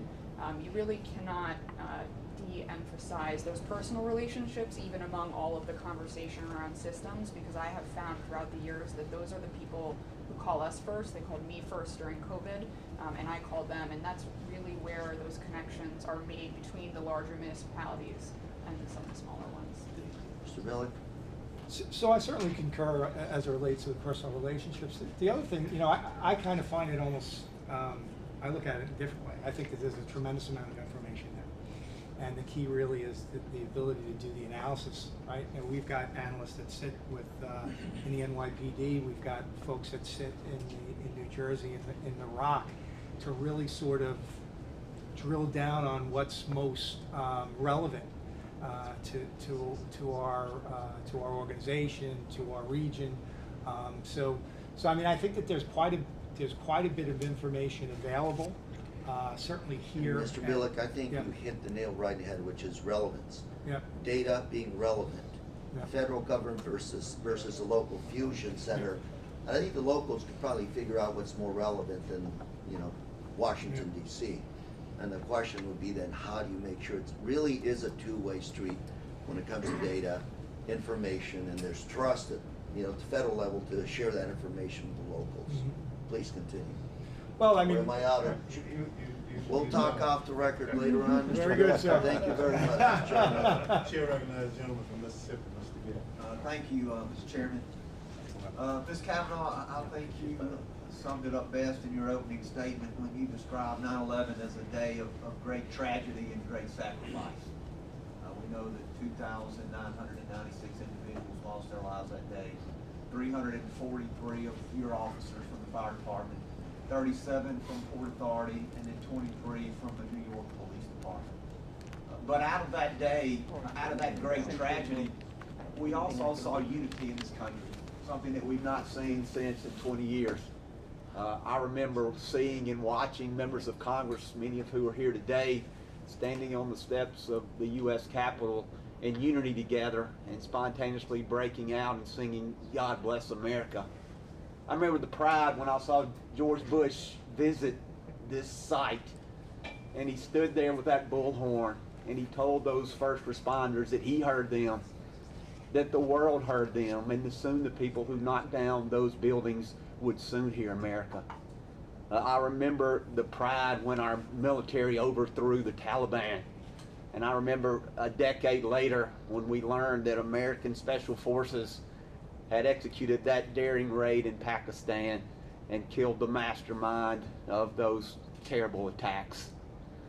But that pride that we've seen, I think many in America's now, has turned to disappointment and turned to anger as we have turned our back on our mission in Afghanistan.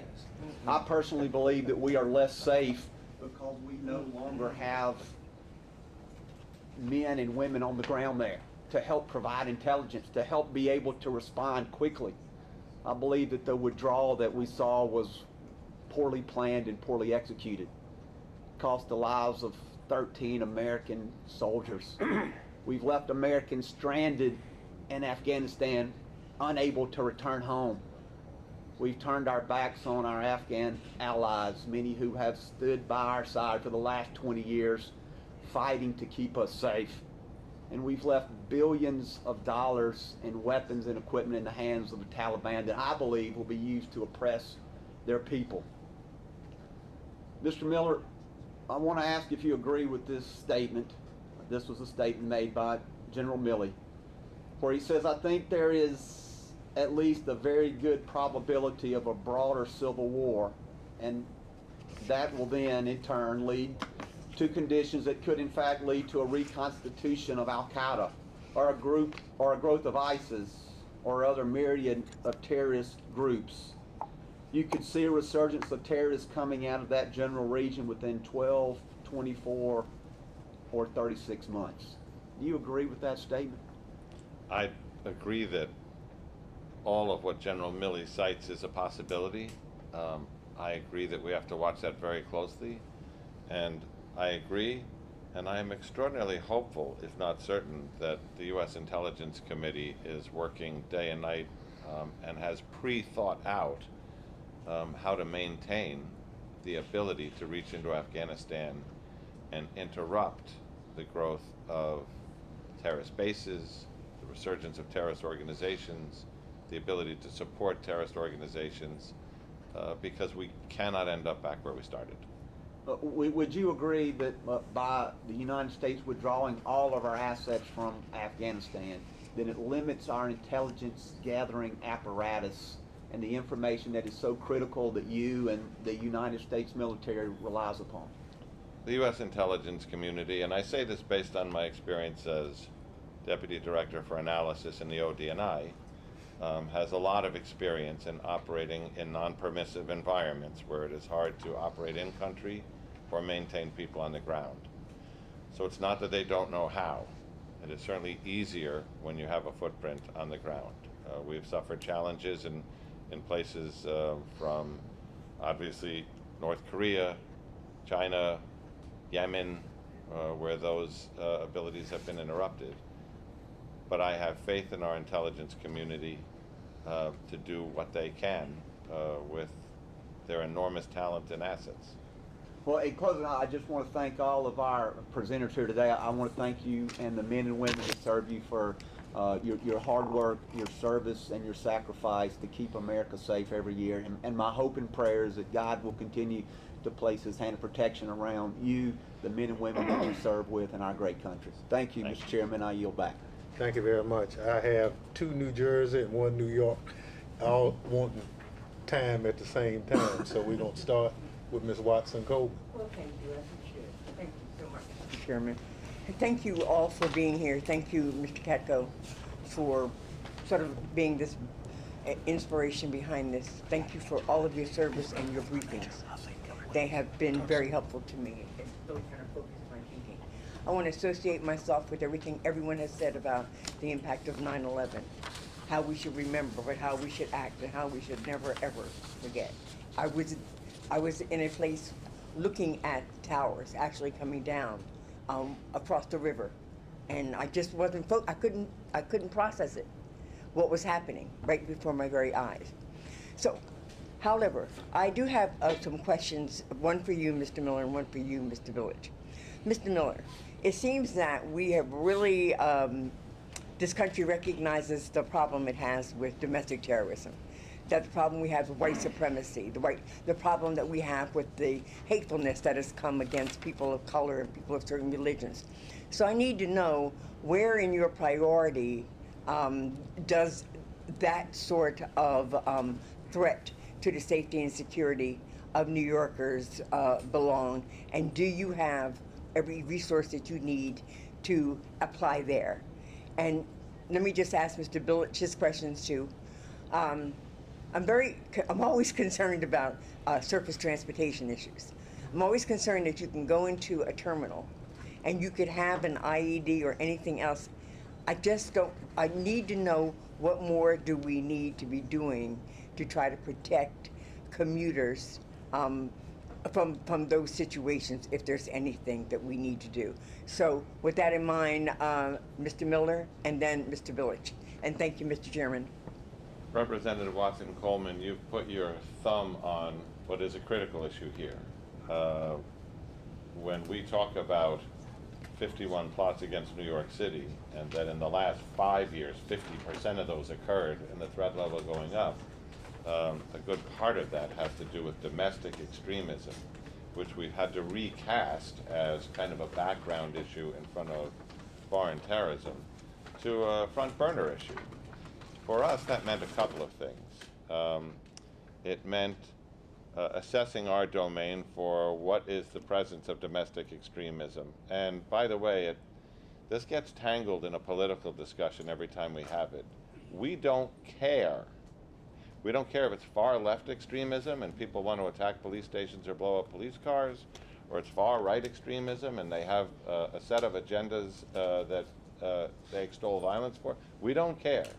It's about domestic extremism to us. And so we had to create within the Intelligence Bureau a new and special unit to focus on nothing but this, which was the REMI unit, which is religious and ethnically motivated extremism, to look at the rising number of violent attacks that stem from hate crimes, to assess, are these just coming from individuals, or is this being spawned by online exhortations towards violence?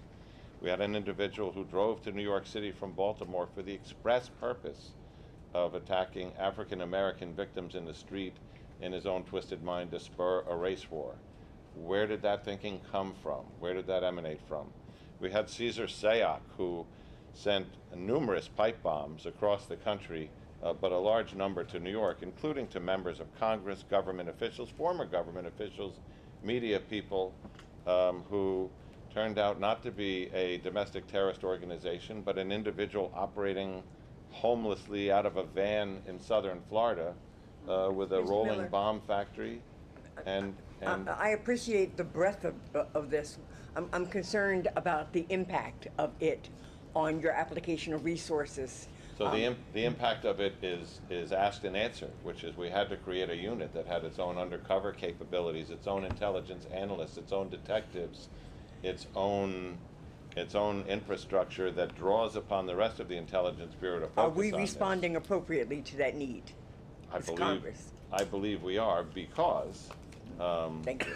all other discussions about funding, it draws from the same Homeland Security funds as what we use for Al-Qaeda or ISIS. the challenge we're all going to face at this table is the walking and chewing gum of dealing with a rise in the threat level from foreign terrorism and a rise in domestic terrorism, particularly in the New York area, when you consider, if you threw a dart on the map and said, for the January 6th storming of the Capitol, where would most of the charged suspects be from? Your first answer wouldn't have been New York, but Thank you, that's the Mr. math Miller. problem. I could spend a day with you. I'm free the rest of the week. You're amazing. But I just wanted to touch on that question I had. Sure. So, you know, Mr. certainly I have the same concerns. You know, the challenge is that we have an open society, and you know, and also the mantra of our agency really is keep the region moving, right? And Right. folks have to get to work and so on. So there's a number of things that we do that much of it's supported by grant funding. We have, you know, high visibility patrols in hopes of deterring things, random bag checks, so people have an awareness of that possibility. We have security operations centers that have our CCTV, and it's an imperfect technology, but it has an overlay of visual analytics that looks at dwell time of bags and so on, so that we could quickly respond and investigate.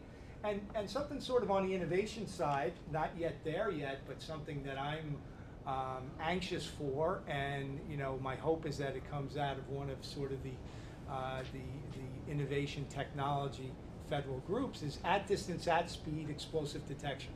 So you know, it's something that we're aware of it. We've tried to pilot some of it, very imprecise. The trick is in the calibration, and you know, we can't have a high degree of false positives in that type of situation.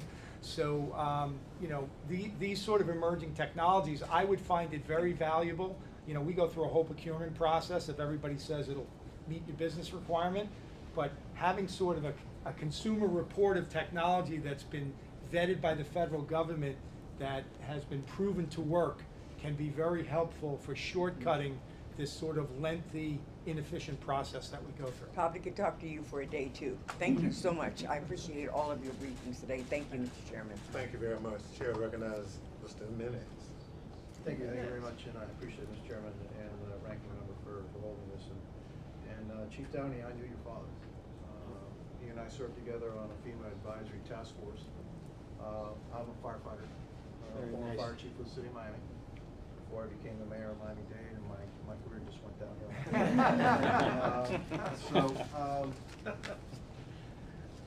I too am very concerned about what's happened in Afghanistan, and frankly, I think we just didn't end a war. I think we just eventually going to start a new one, okay?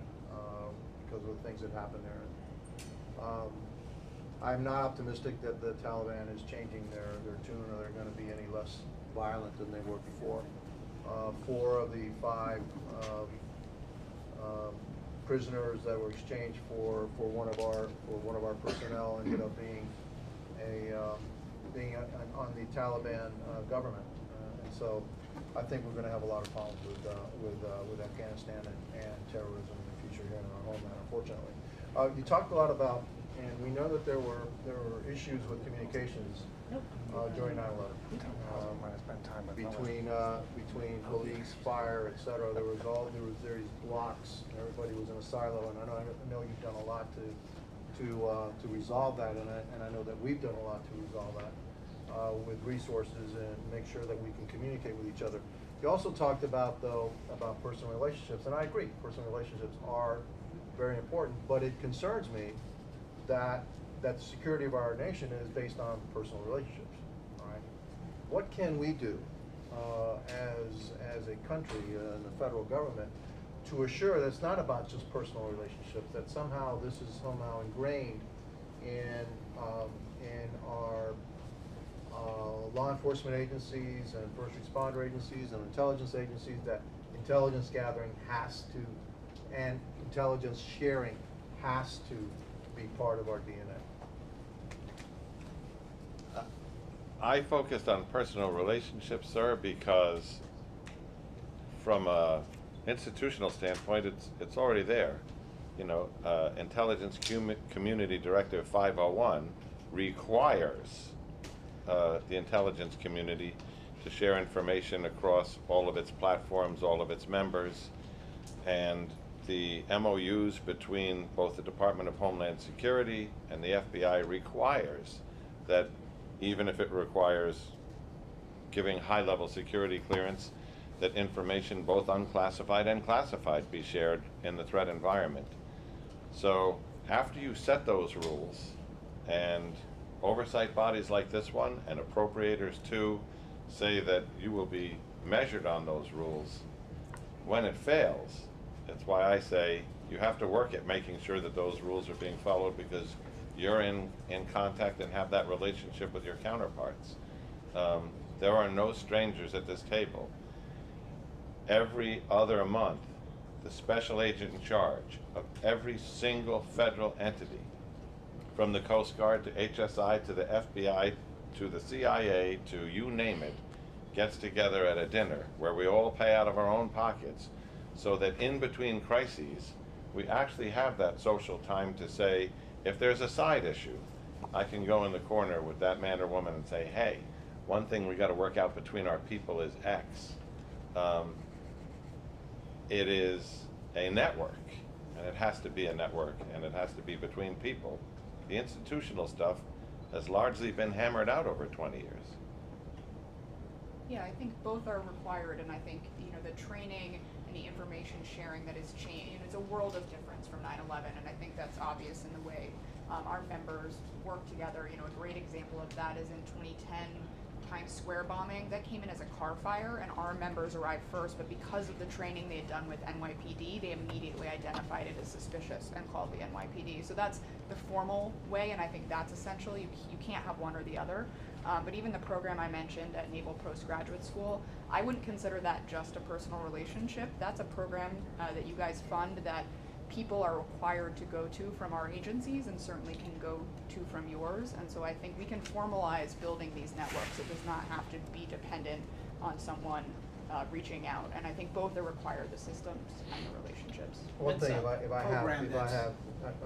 really want to get to our next question, I'm sorry. Well, gentleman's time has just expired. It's just expired. Yeah, and I apologize. We try to get through. I see these Hungry New Wolves. Jersey and New Yorker folks giving me the evil eye. The stink eye. That's called affection. Okay. Gentleman from New Jersey, Mr. Scott Hyman. Thank you so much, Mr. Chairman, and thank you to all of our witnesses today and for your service. We're very grateful. And with Saturday obviously marking the 20th anniversary where we lost 3,000, I think it's only fitting, and I thank the ranking member also for bringing us together, that we're here today. In New Jersey, where I live, we lost 750 souls, including 147 in the largest county I represent, Bergen County. And there's not a day that goes by that in some way we don't remember. You know, recently I introduced bipartisan legislation for the Darren Drake Act, which was passed out of this committee thanks to the chairman's leadership. It's named in memory of a resident from New Jersey's 5th District, Darren Drake of New Milford, who in October 2017 on the West Side Highway here in New York, terrorist trucks attacked. The bipartisan bill directs the Secretary of Homeland Security to develop and disseminate best practices for rental companies and dealers to report suspicious behavior to law enforcement agencies at the point of sale of a rental vehicle to prevent and mitigate acts of terrorism using motor vehicles, which continues to be a threat. If I can go to Deputy Commissioner Miller, do you feel like we have what you need? This is one tool in the arsenal for New York City and the metro area. Are there others that are still front of mind? You know, we, on the 9/11 Commission report, we still haven't put up secondary barriers yet, something I've worked on with Mr. Katko and others. But you know, are there other things you see like that that you worry about front of mind? There are. You know, this committee's job in this context is oversight, and we appreciate you coming here and talking to us, especially now, at this place on this date. But Congress's larger job is legislation. We appreciate that act. We have a program where we literally go from truck rental place to truck rental place, and we try to educate them in what suspicious indicators are. Right. But there are gaps in the security picture from a legislative standpoint. Right now, local authorities, from the Orange County Sheriff to the NYPD to the people in Orlando, are federally barred from using electronic drone interdiction tools at the same time where we're seeing terrorist groups post YouTube videos of armed drones firing automatic weapons and dropping explosives. We would be committing a federal crime and an FAA violation to try and interdict one of those as it flew over Times Square on New Year's Eve. Right. That's a problem. We still need a coherent federal domestic terrorism law that bridges the gap between somebody sending blankets to ISIS, being exposed to 15 or 20 years in jail for material support of terrorism, or a group of people who are plotting to kidnap a sitting governor from the governor's mansion, hold her hostage for some domestic political agenda that would have to be charged with strictly criminal charges rather than terrorism charges simply because they're not members of a designated foreign terrorist organization. Exactly. Do you think it'd be helpful, following up to that, there's another legislation that we're working on to freeze the assets of domestic terrorists, just like we do with foreign terrorists, right? To be able to seize, to be able to stop the financial flow. I believe that anything that levels the playing field for our ability to investigate, look, it's important that if something happens, we investigate it, find out who did it, and bring them to justice. That's bread and butter in the world of policing. It's more important in the world of terrorism that we are able to use the right conspiracy laws, collection abilities, and preventive abilities to make sure it doesn't happen. And that's where we're lacking on the domestic end. Thank you, Ms. Village, and first thank you to the board for all you do. Very grateful. You know, many of us have recently introduced bipartisan, the Drug and 9/11 Health and Compensation Act, still focusing on those whose lives we continue to lose and those we've lost, you know, who are at the pile, our first responders and others. Do you believe we are taking all the necessary steps? And we only have a few seconds left, but do you feel that you have what you need, because we continue to have so many members of law enforcement, firefighters who are continue to be sick? Well, and the thing is, you know, and I had made that comment about, you know, folks even speaking about the potential of being sick years down the road, that, you know, we're 20 years in and there's new cases that are coming. So sort of really ensuring that not just the health coverage, the mental health coverage, the ease of reporting are all things I think that are really important, because we're gonna have folks that I think that we'll be seeing for the next couple of decades of experiencing issues, and it's thank you. Very unfortunate. Thank you, sir. And thank Yep. you all for being Yep. very grateful for your service. Yield. Thank you very much. Thank you. Chair now recognizes the vice chair of the full committee, the gentleman from New York. Thank you, Mr. Chairman. First, I want to thank all of you for your service to the country and to the city, and as a lifelong New Yorker, I certainly will never forget the almost apocalyptic panic and pandemonium that took hold. I was in my junior high school drama class, and I remember the panic of parents as they were. I know. I'm a 80-year-old curmudgeon at heart. So I'll ask a few questions. I have clarity about the role that each of you play in countering terrorism and securing the homeland, but I do know the state government has a role as well. New York State government has received $70 million from the State Homeland Security Grant Program. Do any of you have any clarity about how those dollars are put to use? That's my first question. Second, I think this might be for the commissioner from the NYPD.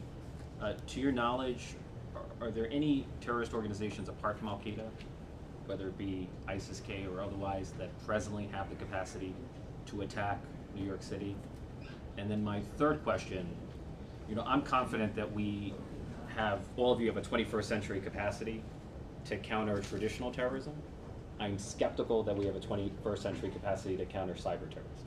I think the difference between 9/11 and now is the sheer ferocity and frequency of cyber attacks. And so I'm curious on your thoughts on the state of cybersecurity. So those are my three questions. So the answer to beyond ISIS and Al-Qaeda, the answer is yes, and we have made mistakes by misestimating that before. I think Commissioner Kavanaugh referred to the Times Square bombing. That was a group called Tariq-e-Taliban, which we had assessed to be an Afghan-based group that had no external operations ability, and yet they recruited an individual from Connecticut, they trained him in bomb making, they sent him back to New York with a set of targets, So we underestimate no group that has the ability to reach out either through propaganda or directly, and that includes domestic groups where we see propaganda on the rise. On the cyber end, Representative Torres, this literally cannot be understated. Whether it's the fact that every 10 seconds, which used to be 4 minutes, now it's 10 seconds, some U.S. corporation or entity is targeted by ransomware, where information is locked away. 40% of them pay. 80% of those who pay are hit again. Shows that we are in a cybersecurity crisis, a storm in this country. If you translate that to terrorism, not just the exploitation of globalization and cyber tools to recruit, inspire, and push forward the lone wolves, but the more diabolical, and you can factor state actors like, Iran or North Korea into this, the more diabolical thought that everyone who sits at this table depends on a playbook. We have compared playbooks and merged them. For every terrorist attack, whether it's 9/11 or a guy running down people on the highway, or that active shooter, or Mr. Sayak and his pipe bombs, we have an organized playbook that depends on our systems functioning. A cyber attack combined with a terrorist attack that targeted the infrastructure that make those wheels turn, traffic lights, hospitals, ambulances, communications, all of which sit on some kind of cyber platform today, would render those plans, if not useless, at least far less effective. We would improvise, we would overcome, we would figure it out, but it would slow down the effectiveness of that response. So when we talk about UASI dollars in pure counterterrorism sense, we also have to factor in cyber dollars, because cities need to grow this way, not just New York. All cities that are major targets through infrastructure. Should there be a dedicated Homeland Security grant for cybersecurity? There should be. Yeah, and if I can speak to that quickly, everyone at this table would agree that we're used to physical threats. And right now, cyber threats is truly outpacing our physical threats. And one of the things, even with the most recent port security grant funding, cyber received a bump. And everyone who put in for cyber projects throughout the Port of New Jersey, and we also, my jurisdiction goes up to the Port of Albany, so it's not only here, but it's throughout New York and New Jersey that they are receiving funding. That is a priority, and I'm sure he can quickly speak on that. That's a priority for DHS and FEMA and every port security grant that we've put out. And even from a Coast Guard standpoint, our focus has been on cybersecurity, developing cybersecurity protection teams that help not only our law enforcement, but also our private sector and our port partners in providing security and safety for all around. So, the captain had mentioned a word that I think rings true when I think of cyber. It's about pace, keeping up with the threat. We've got, a good roadmap, but it's not even that we're treading water, but we're beginning to go under. So, we've got the tools, we've got folks to monitor our tools, we've got eyes on glass 24/7 to see what's there, we've got patching programs, we've got training for our folks, for consultants that come in, we test to see where we are, but there's a matter of pace as it relates to the tools, the replacing things that go out of support. It very quickly is a very resource intense area that keeping to pace is a challenge. Cybersecurity is important for critical infrastructure. For ports, there's nothing more critical. Right? And so that is a growth area. It is a priority area for the Secretary, and he has made it so. In the State Homeland Security Grant Program, I think the data that I have is $171 million, and we're happy to provide you a list of all of their projects. We do work closely with the state to make sure that the projects they're proposing fall within areas of priority, but also that they are effective programs as well. Yeah, I would agree with all of that, and just mention also the 911 call centers, which NYPD and FDNY run together. Absolutely, need a stream of funding to protect them from cyber attacks. For the vice chairs and other members' information, we'll be doing a markup around reconciliation, and we've been told that our sphere is CISA and cyber. So your question is right on point, and your responses justify the fact that it's the new frontier, it's the new threat matrix for all of us, and from 4 minutes to 10 seconds is on point. And just like that, we can't find enough people to man the systems. So that is constantly what we hear. Young lady from New York would like a question. If so, Mr. Chairman, I really have no questions at this time. I do want to thank our witnesses for your expert testimony, your responses here today. Any questions I have, I will send to our chairman and ask for your response. But I have to tell you that multitasking is really highly overrated, and so I've had 2 hearings at the same time today. So please excuse me from my absence, but know that as a native New Yorker, a Brooklynite, your work, what you've done to keep us safe these 20 years has been nothing short of a miracle. We are grateful. We are grateful to the people who you supervise for all that they have done and they have sacrificed to keep our city and by extension our nation safe from harm. Thank you so much. Thank you. Well, Mr. Village, my father's a retiree of the Port Authority of New York and New Jersey. He was an architect on the World Trade Center. He was in the building during the '93 bombing. I happened to be running for office. 9/11 in New York City was a primary election day. Yes. He happened to be working on my campaign during the 9/11 attack, but certainly has has been challenged by each passing year, having lost a number of his colleagues. What's the last thing he did before he retired? Didn't he design this building? Oh yes, and in his retirement, he helped to design this building. Yeah. So he came full circle. That's beautiful. thank you very much. Mr. Jimenez? Just a technical question. Do your communication system, is it a trunk system? Not yet. Not yet. Okay. Is it what? Trunk systems. Oh, A trunk system is, when they talk about cyber attack, a trunk system is actually more liable to be hit. All right, so just a question. Thank you. Thank you very much. Let me thank our witnesses for their excellent information and presentation. The responses to all the questions have been on point, and obviously from our vantage point, some of the things identified here today, I think you'll see some activities very quickly relative to the National Park Service and some other kinds of things that we just absolutely have to do.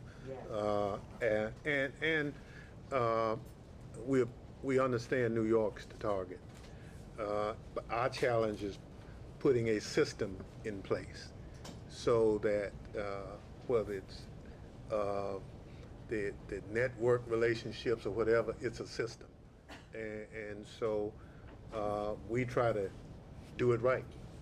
And understanding that, we felt compelled to, with the ranking members suggesting, to come here today and continue that commitment, because there are some conversations as to creating DHS was the wrong thing to do, and we think just the opposite. And what we've heard from you today, and what I hear from the heads nodding around the table, that it was the right thing to do, and we just have to continue. It's a work in progress, so we'll continue to do that. Let me thank all the members for their participation, and the staffs who made everything run right. We just take credit for it. That's right. Right? Right.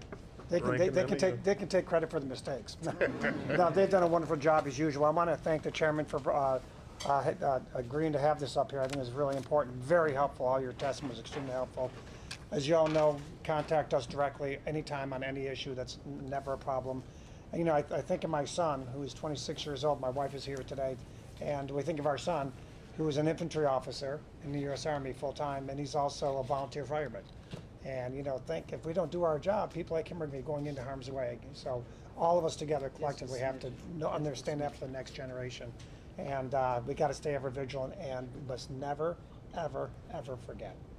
So thank you very much.